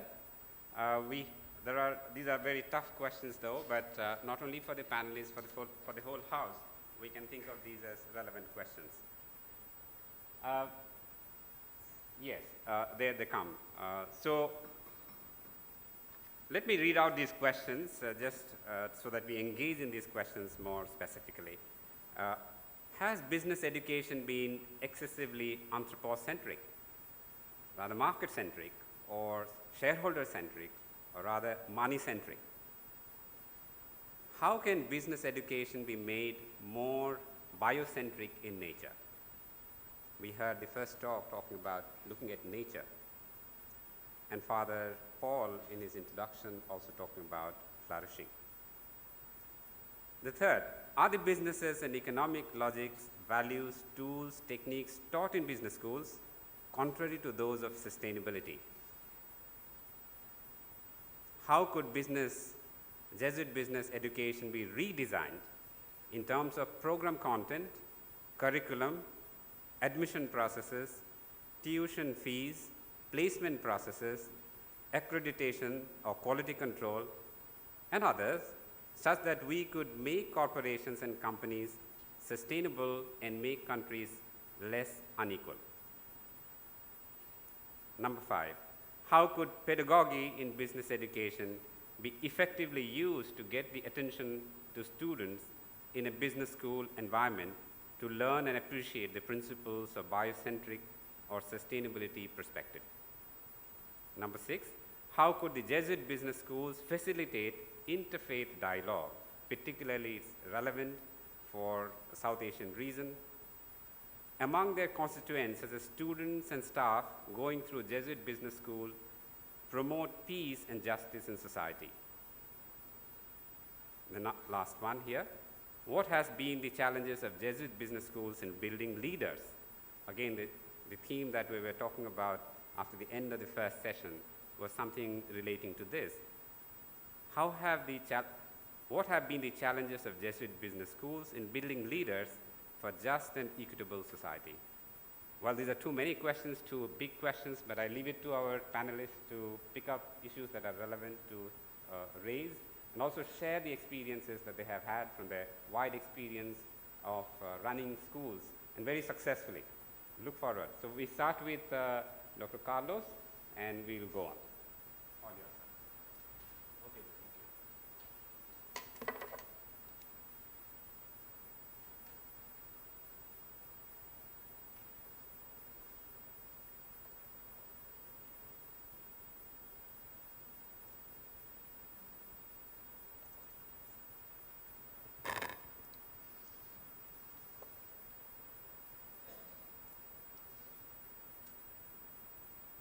It's not working.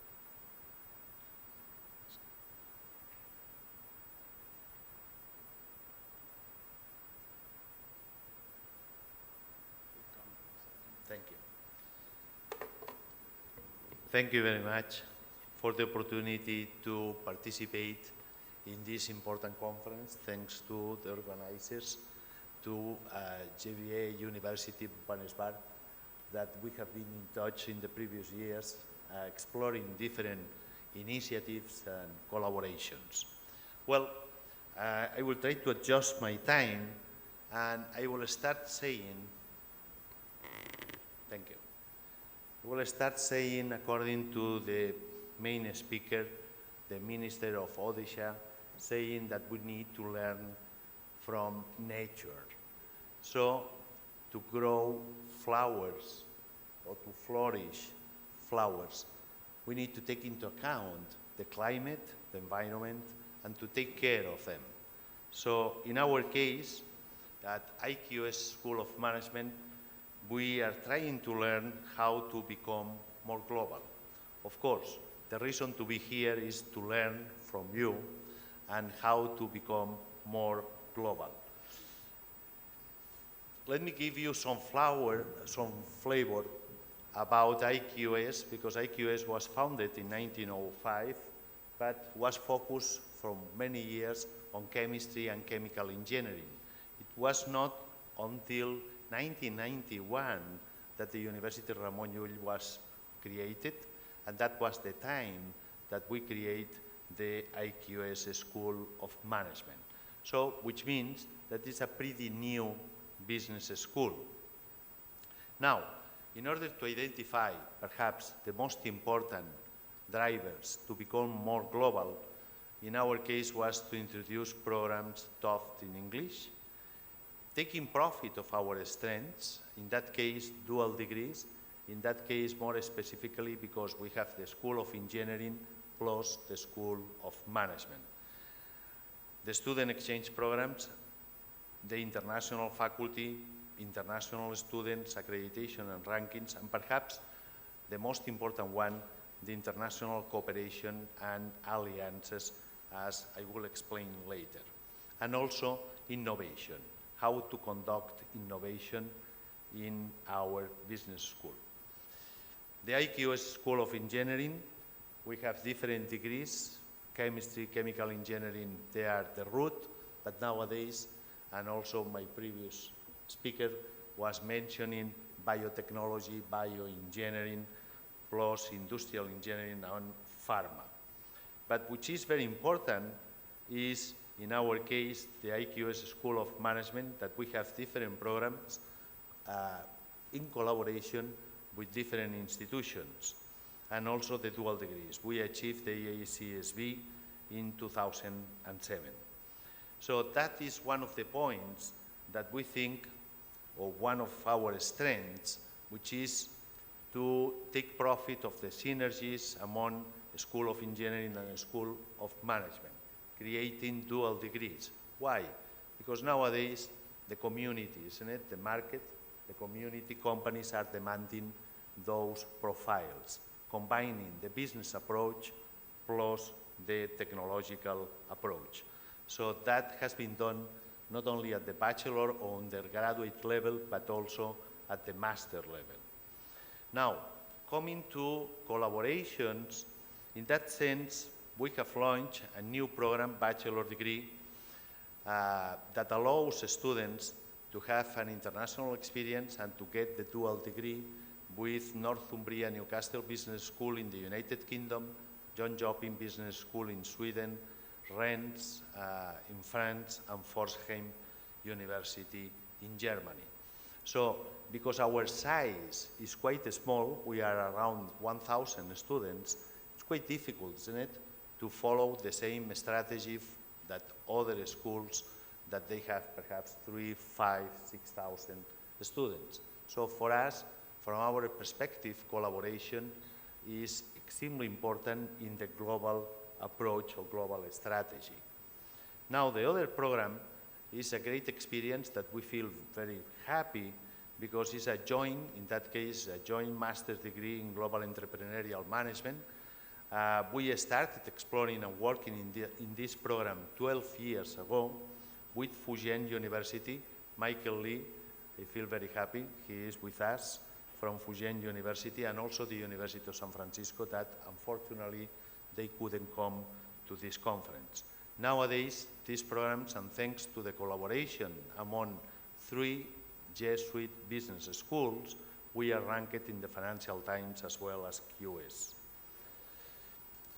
Now, the Master in Industrial Business Management is another example to combine, isn't it? Technology plus management.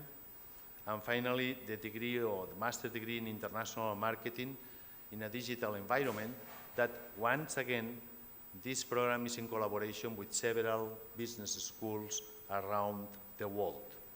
Now, moving to innovation, we have created in 2015, or we have formalized the IQS Tech Factory, which is trying to become an incubator and an accelerator for startups. And if you allow me to share with you just a very short video.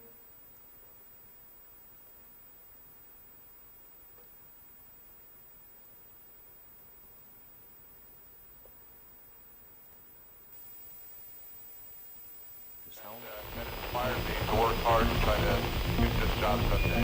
Over. You know, the view from the space station is almost indestructible. As you're going over the planet at 17,500 miles an hour around the planet every 90 minutes.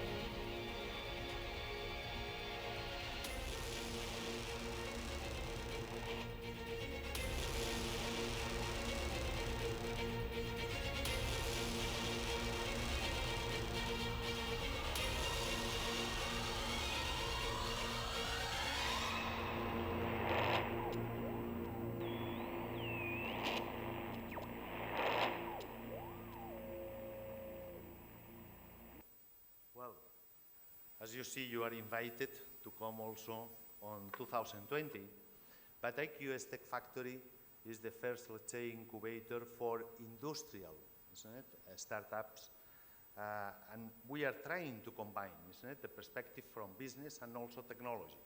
So it's quite difficult, isn't it, to create this innovative environment just in the business school without incorporating, without taking into account and 230 jobs and 27 million euros that have been invested in those projects. So that is our international business schools, international research centers, and to become at the end to achieve this global dimension. Thank you very much.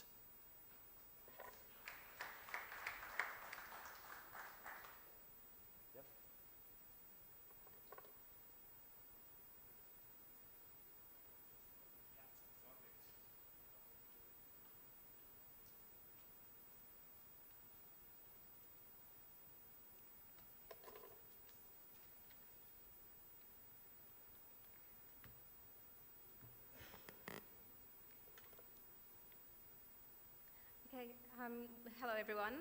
What I'm going to do in answering these questions is to start with, I'll give you a little bit of an overview of my university because we're not actually a Jesuit university. So I sit on the board as a representative of associate schools, which really means those schools and those universities that have similar values but aren't technically a Jesuit institution, because in Australia, the Jesuits have got quite a strong presence in the schooling system, but they don't have a presence in the higher education system.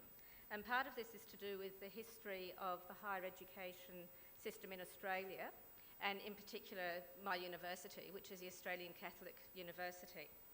So the Australian Catholic University was actually founded also in 1991, and it was the result of a government policy at the time which was looking at the whole of higher education, and there were a lot of amalgamations and changes to institutions. So we used to have what was called a binary system, where we had 7 universities, and then we had a whole lot of other institutions like institutes of technology.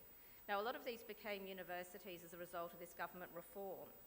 And the Catholic institutions for teaching decided this was a good opportunity to amalgamate and become a university. So each one was too small to be a university on its own, but they all decided that they could get together and become a university.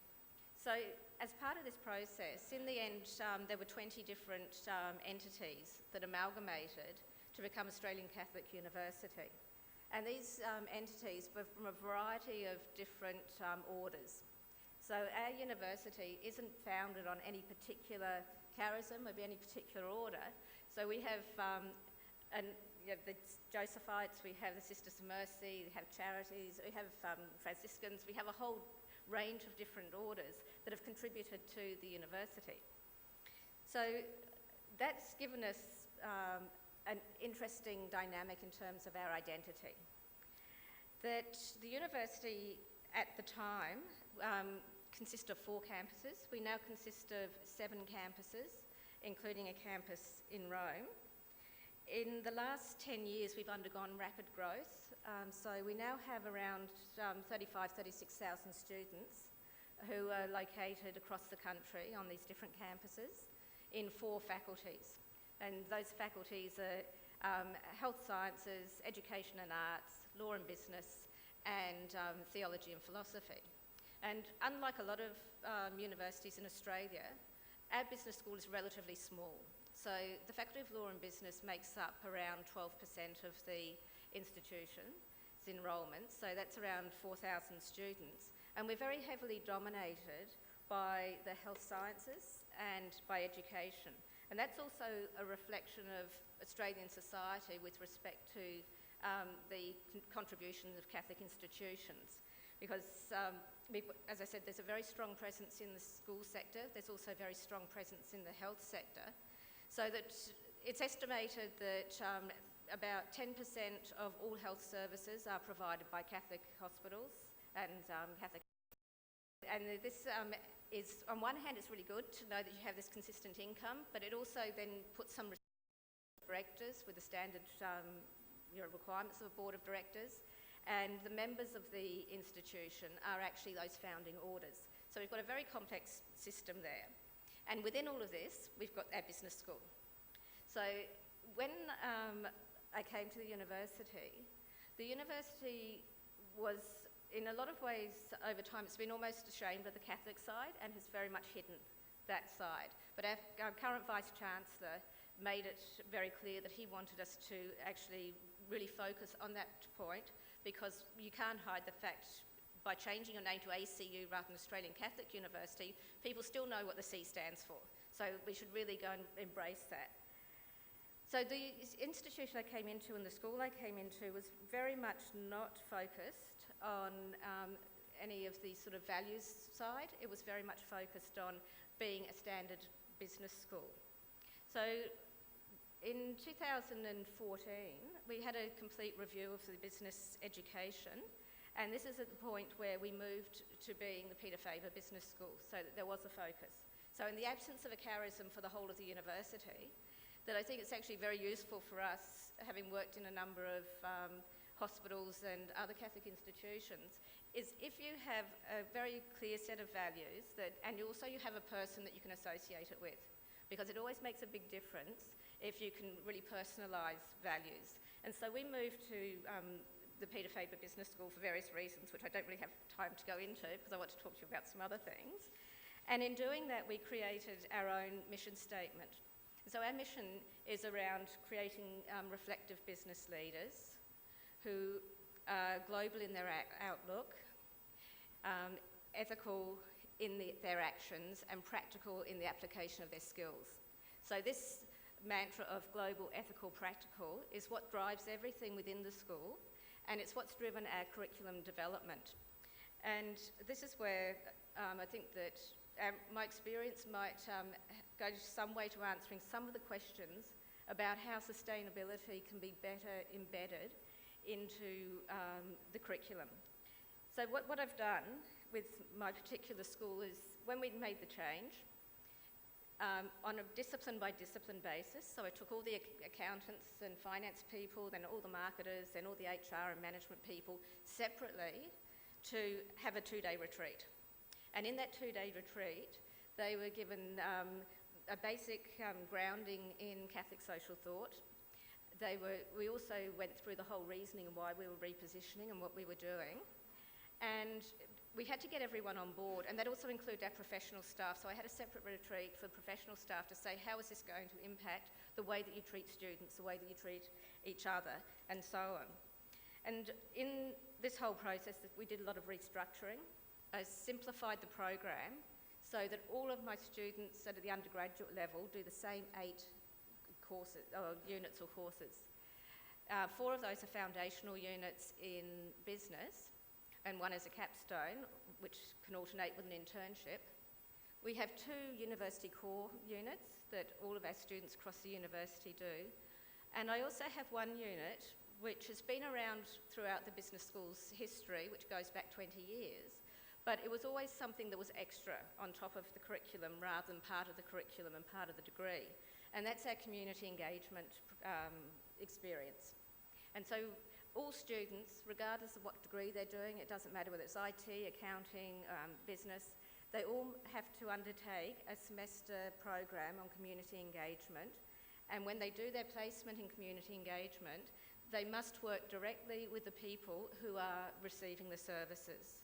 So it's not a case of being a pretend internship, so they're not going in to sit in the back office, do the accounts and those sorts of things. It's really very much about expanding their experience and their ideals, and so they better understand what's happening in the wider community. And the other aspect, at a really micro level of what I've done, is we looked at all of our courses, and I mean, it's pretty standard everywhere. You've got a series of learning objectives, so each semester you say, when you finish this, you'll have these 5 learning objectives. These were rewritten so that in every single unit, there must be one element of Catholic social thought embedded into the learning objective. And it doesn't have to be overt, and in most cases, because as a public university, we actually don't have very many Catholics in the university, whether as staff or as students. So it's things like, when we're talking about things like subsidiarity, that can be embedded very much into things like organisational behaviour, levels of decision making, how do you actually go about involving people in decisions that affect them. And through this process, each major is now mapped so that at the end of the major, whether students know it or not, they have actually had a sound grounding in a particular view of the world. And it's not pushed on them in a way where we're saying, well, this is the Catholic week. It's something that is just embedded throughout the course, and because it's also a learning objective, it has to be assessed, and that always makes students actually take notice. Because if you just have something as an extra, a lot of students won't take much notice. When it's actually part of the course and it's a learning objective, it gets assessed and students are a lot more focused. So that's my 10 minutes up, but I just thought that that might be something that, even though we're not, as I said, a Jesuit business school as such, that experience of how we've gone about changing the school from being a standard business school to being a Catholic business school might give you some ideas as to how we can advance the sustainability agenda as well.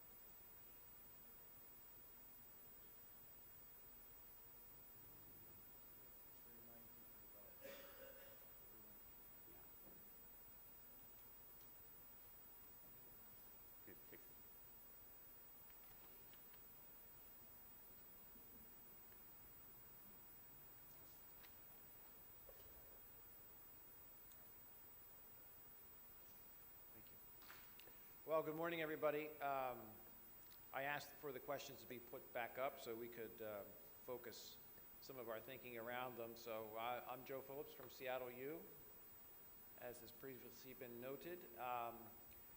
Let me give a quick background of our institution. So Seattle U is one of the 27 Jesuit universities in the U.S.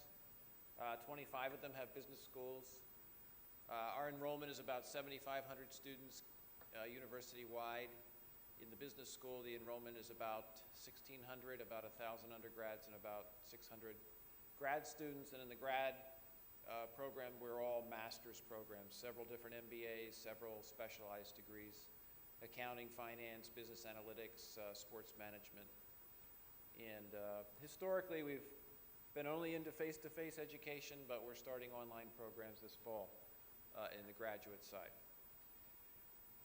So I thought I would focus my thinking around these questions, which really sync up well with some of the discussions we've already had and some of the discussions we're going to have.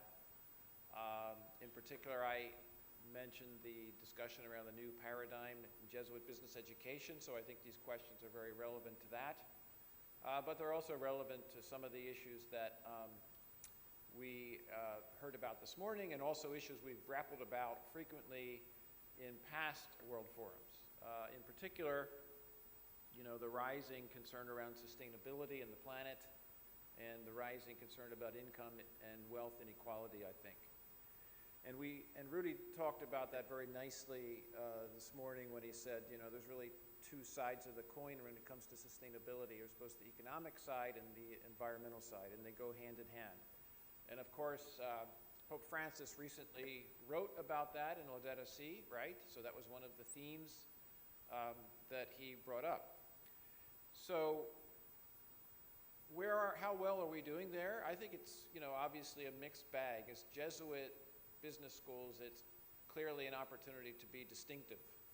And I think we're all working on that. I think it's all a work in progress. And I'll, give a little bit of thinking around that. First of all, when I first started in Jesuit business education, the main concern was around business ethics. But business ethics doesn't really speak to corporate social responsibility. It doesn't speak to sustainability issues. It doesn't really speak to income inequality and wealth inequality. So over time, I think you've observed that the agenda has gotten broader, and it's not just good enough to be a good, honest business person, but you have to be concerned about these other issues. And what is the role of business in society, and how can business help address many of society's problems? Because if you think about it, most problems that we're grappling with aren't going to have a solution without business being at the table and providing at least part of the solution, if not most of the solution. So I think it's up to business schools to get after that agenda, and several things have happened in recent years to, I think, prompt Jesuit business schools to think more about those issues, right? So I think it's fair to say nobody is just worrying about business ethics these days in their education, right, of their business students. But they're thinking about, what is the broader role of society, and you're really giving stakeholder analysis, not just worrying about shareholders, but thinking about customers and employees in the community that businesses reside in. Are we doing a perfect job on that? I don't think so, but we all know it's an important issue to get after. And what we're supposed to try to do here is figure out how do you get there, right? And I think that the example Susan gave of doing a very thorough review of their undergraduate curriculum, as I understood it, right, and trying to work in all these important parts in a systematic way is part of the answer. I think what happens now in most schools, and in my school in particular, is a lot of this gets done, but it's not systematic. It relies on a particular faculty member in a particular department, or it's a particular course in the curriculum, but what about all the other courses in the curriculum? So I think very few schools, including ours, have really stepped back and taken a systematic look at it. And I think this is easier to figure out in the undergraduate business program because there's basically more time to work with students. But the other interesting question is, what are the implications of this in our graduate degrees, which are usually shorter in format, right? Less time with the students to work on these issues. If you come up with a solution on the undergraduate side, it's not necessarily going to work on the graduate side. And I do find that most of these discussions tend to presume undergraduate education, but we really want to do this across the board for all the programs that we offer. So a couple of thoughts about, really kind of setting the table for this. I think, as a business school, one of the important things is you have to start at the beginning. And starting at the beginning, in my mind, means being very intentional about recruiting faculty and staff. You really want to be able to recruit faculty and staff who are going to resonate with these ideas. Because we know that not everybody in the world is worried about sustainability, income inequality, wealth inequality, and so forth. So I think in the hiring process for any business school, trying to answer the question, you have to figure out, getting the right people on board who are going to help pursue this agenda. Because it can't be done out of the dean's office, right? It has to be done by the faculty and staff. So I think that's one thing I would offer in terms of how to get there, is to make sure that we have the right people that have that mindset and that awareness. I'd also say that one of the questions is, how do we get the students' attention? Well, I don't think it's a problem in the US, at least, to get student attention. I mean, this is an important issue for many students, business students and all undergraduate students right now. And I think they're coming to us assuming that this is part of their experience, especially the undergraduate students. So the real problem is not their attitude while they're on campus. It's how do you inspire them to keep that flame going after they graduate, after they get out into the world, and then there's more forces that, you know, push back on the important principles that are important to us, right? How do they sustain that? That, to me, is a more problematic question for us to think about. The first question that's on that list, are we excessively anthropocentric, market-centric, and money-centric? Probably, as a society, we are. Probably in general, business education is. The question is about Jesuit business education. And I think that you know, we're guilty to some extent across the board in all these, but you can also say that we recognize, you know, that markets are imperfect, right? I mean, every economics class, every principles of economics class in the last several decades talks about the imperfections of the market, right? And where markets break down and where markets can't be counted on all the time. So we don't worship markets. The problem is, after we make all those qualifications, we go on to teach kind of without it. We don't keep reminding people about the market imperfections, right? We make the assumption maybe that they remember, but we probably need to give them reminders that there's a reason why we don't accept market outcomes at face value and we don't intervene in market activities. Are we money-centric, which I take to mean, are we focused only on profits? Clearly some people are, but clearly there's a lot of business education out there pushing back on that. The problem is there's a lot beyond business education that's pushing back the other direction. So I think I will leave my comments there and look forward to the discussion with our panelists. Thank you.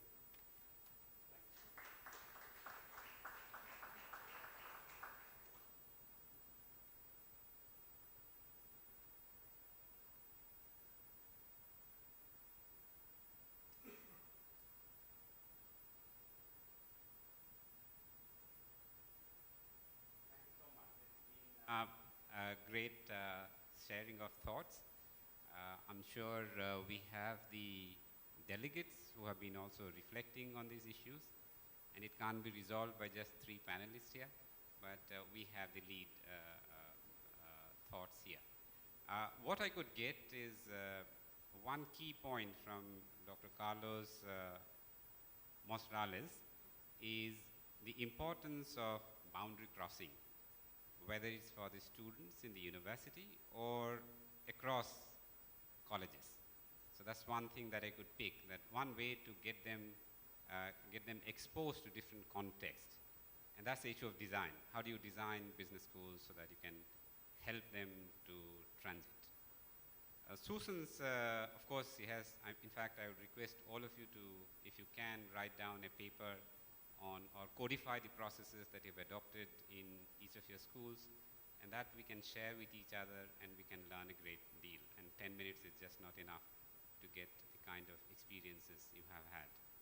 But the point that she brought in very beautifully is that how they started looking at this issue in 2014 and used health as kind of an entry point exercise to influence the key concerns and also the values. I think that was a very interesting way of designing. And of course, it's just not enough about designs, but she also referred to the idea of how to intervene and monitor at individual level, activity level, so that you can actually make sure that it works. I think that was beautifully presented, but she will have more details. Hopefully we can get in due course of time. And Professor Phillips, well, thank you for getting us back to the critical issues. And he says that it is no more enough to be honest businessmen or honest executives. You have to get down to values. which he says, values are not enough, individual values are not enough, but we need to look at these issues systematically. So systematic designs are again the concerns that he has raised. And again, cross-functional learning processes is a way, or getting the right faculty. Dean's office can only manage, but getting the right faculty is another point that he brought in. And of course, very right, Professor Phillips, I'm also thinking, I used to think that students in India are not recognizing this issue of sustainability.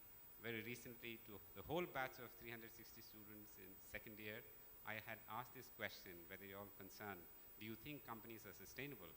And 90% of the students said they don't seem to be sustainable. And I asked them, gave them a set of words, about 100 words, coming from market economy and solidarity economy, and asked them to classify these words. All of them, almost 95% correctly, they classified. So I think they are sensitive.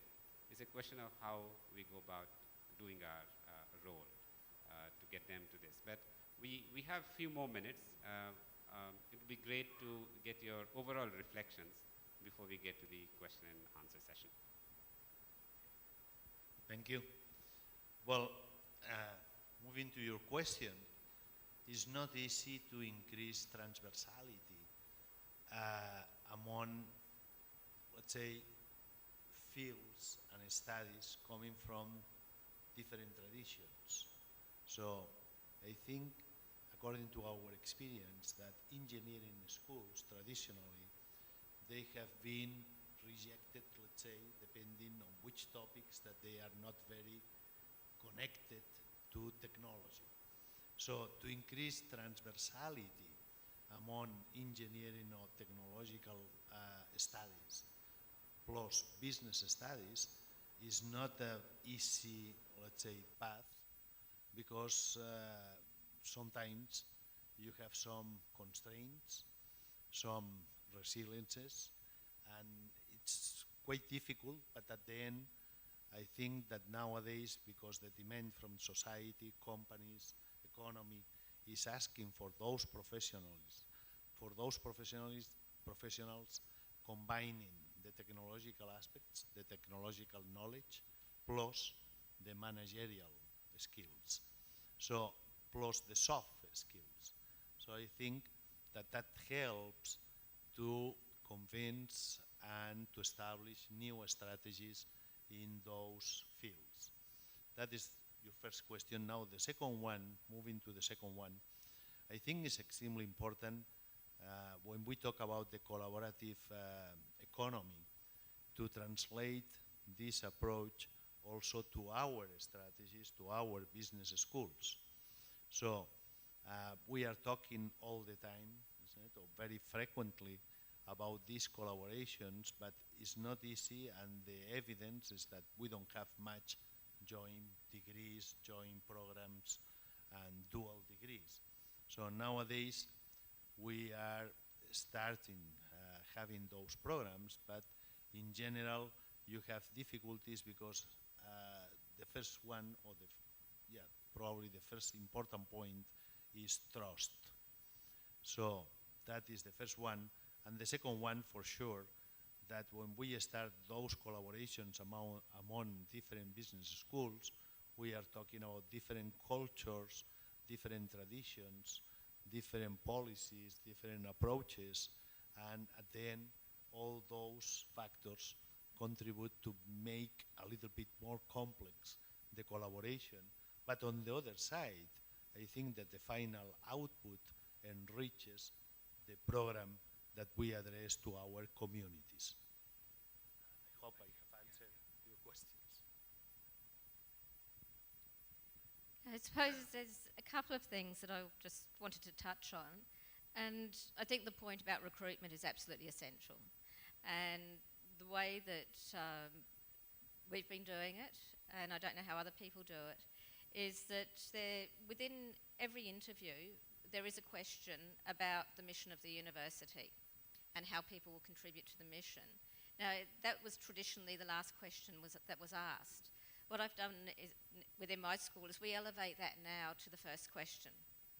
And so that really gives you a very good feel for the candidate before they muddy the waters with all these other achievements. So what we do now is we ask them, how do you think in this role you could contribute to the mission of the school and the university? And it's also a question of due diligence, because it means that they have actually bothered to read up about the school, they have bothered to read up about the university, and they have actually thought about whether or not they are a good fit for the values of the institution. And it's actually very surprising at times that people come to an interview and they clearly have not read anything about the school, know nothing about it. So if you've got a particular agenda or particular issues that are important and you want to make sure that people are working well with the rest of the faculty, that's a really helpful question to start off with and to give you a feel for that person. And I suppose the other thing that, of the questions that we were set, that I didn't get time really to talk about, is I think in that first question about business education and whether it's become very much too market-centric and so on, is there's really a question within that question. And that really is, what is the purpose of the business education itself? And so really, most of the time, we are focusing very much on business driving the agenda of what we teach, because we are preparing graduates to work in business. And I think that if we really start looking at that and the extent to which we want to extend not only making students capable of working in business and having the technical skills, but whether or not we want to start looking at graduates as potential change agents within business and giving them those additional skills to be able to put forward their arguments, to be able to push back, then that's another aspect of business education where we're not just educating students for business, but we're also educating business through our graduates and students. Well, I don't have much to add. My answer to Susan's last question there is yes, we want them to be change agents. We need to make that part of the process of their education while we have them. But the other thing I would mention is, this is a great forum for these questions. IAJBS is a great forum to talk about these questions, to learn from each other, to learn that there's other schools out there struggling to do the same thing. And I hope that we will continue in subsequent forums to talk about this issue. And I think we will. I hate to keep talking about the new paradigm discussion that's coming up, but I think it's important for us to be part of that process, which will be a process that takes several years. But all these questions, I think, will become an important part of that process.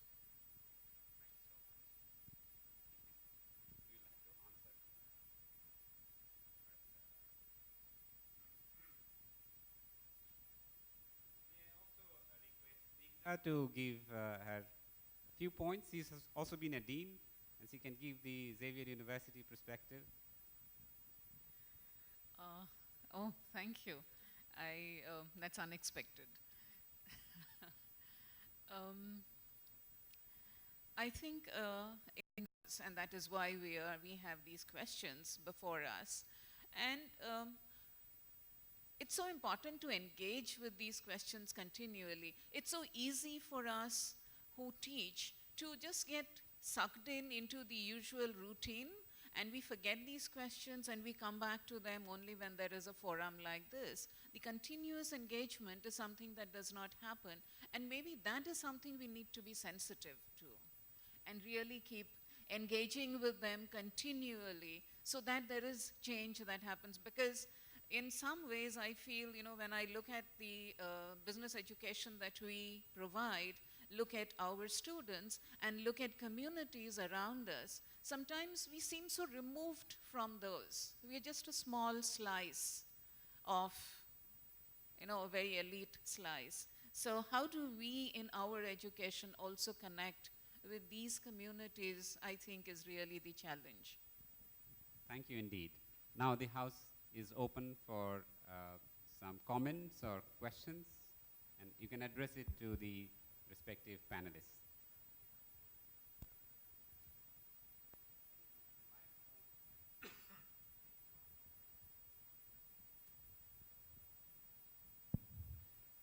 The one question that I have been personally struggling in working in the Jesuit universities, the kind of differences we follow in different business schools or different institutions run by the Jesuits. One is seen in the fee we charge our students, particularly when it comes to MBA. The fee structure is very, very high, but when it comes to other disciplines, it is not so very high. I'm not talking about my university alone, I'm talking in general, at least in India. I think one of the questions that we have been confronted with is why business education is so expensive. And therefore, there is a underlying, demand from the student body to get into a job that will pay back. They see it as an investment. Therefore, they are looking for returns. I think that is one question if all of us can address, probably all the other, we might find answers to other questions. That is my personal view. So what can we do? Do you also charge the same fee? Why the cost of business education should be so high?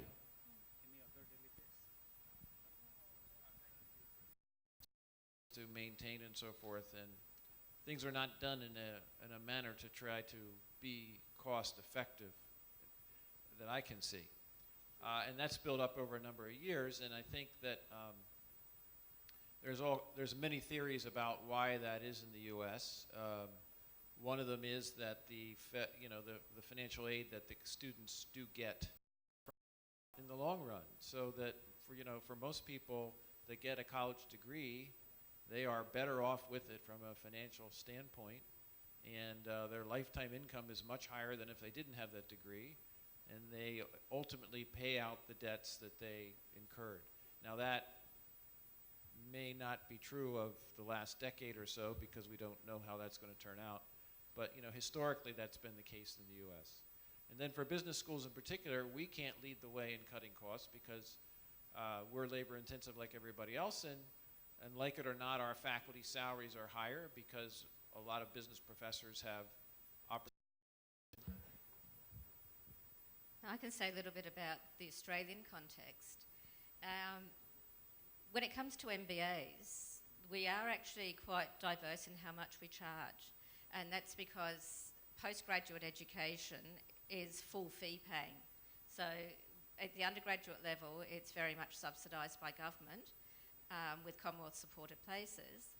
But at the postgraduate level, we are just operating on full fees. And I think a couple of the issues that come into play here, one of them is clearly costs, but the other part is that price quality perception. Is that because I know in a previous university I was at, the MBA there was quite reasonably priced. Then we got a new dean, he came in, totally changed it, and nearly trebled the price. And we suddenly had a massive number of students. So we went from it being a struggling MBA with very few students to being the most popular MBA in the city. And a big part of that was not that there was any real change to the quality, but as soon as the price went up, the students, some potential students, went, that must be a really good degree because you wouldn't charge so much if it wasn't so good. And so I think that's part of the problem as well. But at the other end of this extreme, we have another university which has just released an online MBA. They have their face-to-face, and and a second online MBA. And in this, students, if you're not an independent learner, then don't come here because you're not going to be able to cope. We're just giving you the absolute bare basics. So I think part of it is the market perceptions, and part of it is the costs, but I don't know how we're going to solve it. Yeah, I agree with the two approaches. The first one is the cost, the direct cost, the labor, skilled labor, specialized labor force, but also the demand and the perception from the market. So sometimes I think that the pricing policy is answering and adjusting to the perception from the market. So many students, they consider that the best program, let's say, for sure, is related to high prices. So I think that it's changing a little bit since the market is becoming more global and students, let's say, they are discriminating and perhaps transparency also is higher. So more information, more transparency, I think is helping to the students also to identify the good products, the good programs, independently on the tuition fees. But even we are still having that pressure. Yes, please. Yes. Should we, Professor Pepin, we have about 5 minutes. So we can take a cluster of questions, maybe 3, 4, and then we can leave it to the panelists to answer whichever they feel comfortable with. So I am Vikram from XIMB. I have a couple of questions. The first question is about the sustainability, how we can embed sustainability to the admission process and the student recruitment process. How can you screen it? Maybe a direct question. So maybe to all the panel members. And the second question is directly to Professor Carlos. So lately you are moving into an entrepreneurial university. So can you focus a little bit more on the processes, how you are moving into an entrepreneurial university, and what are the challenges you face and how you overcome, and what is the model to make this a sustainable one? Thank you. can we take, if there are any more questions? Yeah, please go ahead with your question. The microphone is there.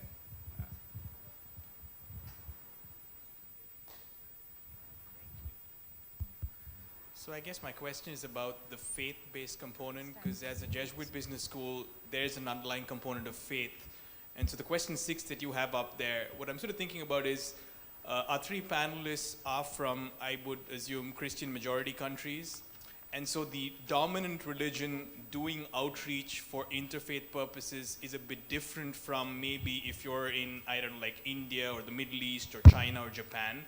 And so I was just curious how you think that the model that might actually work in Christian majority countries for interfaith outreach to achieve the same goals might not necessarily transplant to other sort of geographies, and what the alternatives might be there. Thank you. Any more? Okay, we go ahead with these 2 questions. Okay. Well, regarding the specific question about entrepreneurial activity, isn't it, that we conduct at IQS, well, the reason of that is because historically we have an engineering school. So historically, let's say the research groups were conducting an important and significant research activity, and many times also associated to private companies. So at some point, we realized that the best strategy will be, first of all, to formalize a platform as an incubator, an accelerator, and also the participation also from the management school. So many, let's say, people working in those technological projects, they need to extend, to evaluate the economic impact, the social impact, and nowadays all those technical projects are, let's say, compulsory, let's say, in those words, to extend and to provide also the economic and social impact on those technological advances. So that is the reason that we are trying and we are working to link the activities, the research activities among the 2 schools. Now, the difficulties, you can imagine that it's not easy because many startups, isn't it, according to the percentage, so practically they don't pass the first phase. So, but let's say that with the help of this incubator accelerator, we have increased those percentages, giving the support, the advice, and to conduct and to provide also the link with potential investors, which is extremely important, of course, to pass the first phases. But as you have seen, so many of those companies, they have become for real, and nowadays the activity since was created 2015 is growing and growing. And in that case also we have to mention that is attracting, let's say, international startups, international investors also to this new platform. Yeah. I will just make some comments on the faith-based question. And so speaking from an Australian perspective, we are still a Christian majority country, but only just. The next biggest religion is no religion in our census. And at the moment we obviously, as a country built on migration, we have a whole lot of different religions, and depending on the wave of migration, depends on really the makeup of the country. And that's why we've got a fairly strong Catholic base because of the migration of the Italians that came in after the Second World War, and the Irish who came in the 1800s. So Australia, from that point of view, is quite multicultural. Now, within my school, I don't even have a Christian dominant school. So the majority of my staff, if you add it up, the biggest faith group in my school is actually Muslim, and then probably followed by atheists, and then by Christians. So the atheists and Christians, I think we're pretty equal, but it's actually more Muslims. So this is where it was a real challenge, taking the approach that we've taken and also recruiting people into that environment. And it's been interesting that since we have actually become much more focused on the values, we have actually attracted people who are quite devout in other religions, who actually feel more comfortable being in a faith-based environment, even if it's not their faith, but they actually are attracted by that. And for those people who feel uncomfortable with the concept of the faith base, the other thing that we've done is also link it to, these are the elements of Catholic social thought. So you can't be Catholic without believing in this particular set of teachings, but you don't have to be Catholic to believe in aspects of it. And we tie this very much with the United Nations Principles of Responsible Management Education, because there's a lot of synergies there. And so that way we're able to bring in the perspectives of different groups while still maintaining that core. And I think that that's a very useful tool, is that set of United Nations principles, because they go across all nations regardless of what the cultural makeup is. Well, Ajay, as you know, Seattle U is not very Catholic when it comes to, the number of students that are Catholic, faculty or staff that are Catholic. So, historically, I think the Jesuits have done a good job of being open to people from all faiths. People from all get to spirituality in all kinds of different ways, and they're comfortable with being there. So I think the proof is in the pudding that just about every Jesuit university that I'm familiar with has quite a variety of people from religious backgrounds. And we're probably in a better place there than most universities are, including probably most Catholic universities that are not Jesuit.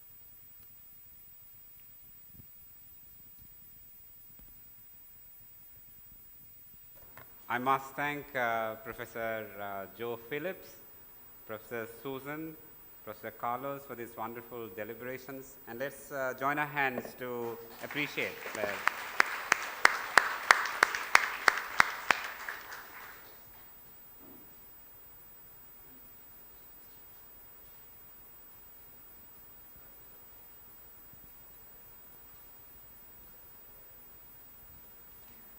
Thank you.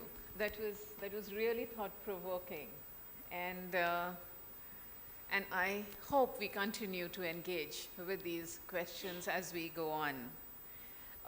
As a token of our appreciation, we would like to give mementos to our panelists, and I would invite Dr. Leland from Antwerp, Belgium, to kindly come over and hand over mementos.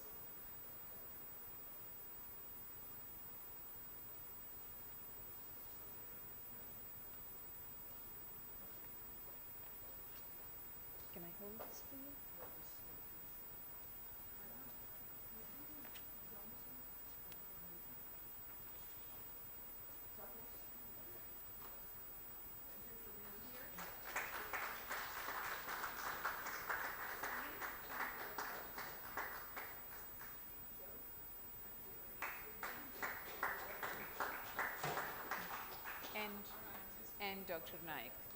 And one more to Dr. Naik.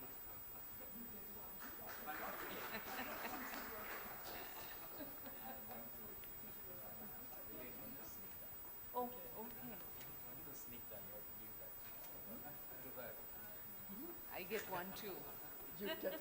I get one Since too. you're from the house, you know all this, so I thought you. Thank you, thank I you. thought you would never do that to the housekeeper. Yeah, yeah. Professor Pepin has. Thank you for this wonderful discussion. Professor Pepin has a few things to say.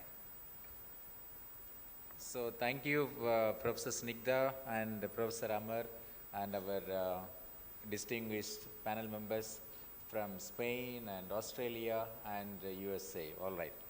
I have a couple of announcements. So we shall go for lunch now and come back at, according to the original schedule, we should be here at 2:45, but I would like to request you to be here at 2:30 so that we can go a little early for our evening program.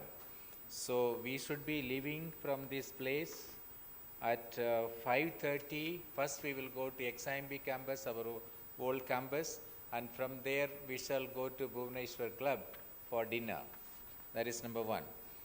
Number two, after the panel discussion 3, that will start at 2:30 from here, 2:30 to 3:30, then we will assemble at different classrooms for the parallel sessions on the sub-themes. You might have seen the schedule in the compendium that is given to you. Kindly refer to that compendium and the classrooms where it is, everything is mentioned there. And we want sufficient number of participants to be in each classroom. So the parallel sessions will be held in 5 classrooms, and they are the actual papers that we have received. So I would request all of you to please not only to listen to them, but also to encourage them. And if we are not there, they may not, enjoy their presentation. So that's a humble request. And some of the papers are really, really very, very inspiring papers and very relevant to the theme of our conference. So with these few words, I thank you once again. Let us break for lunch, please. Yeah.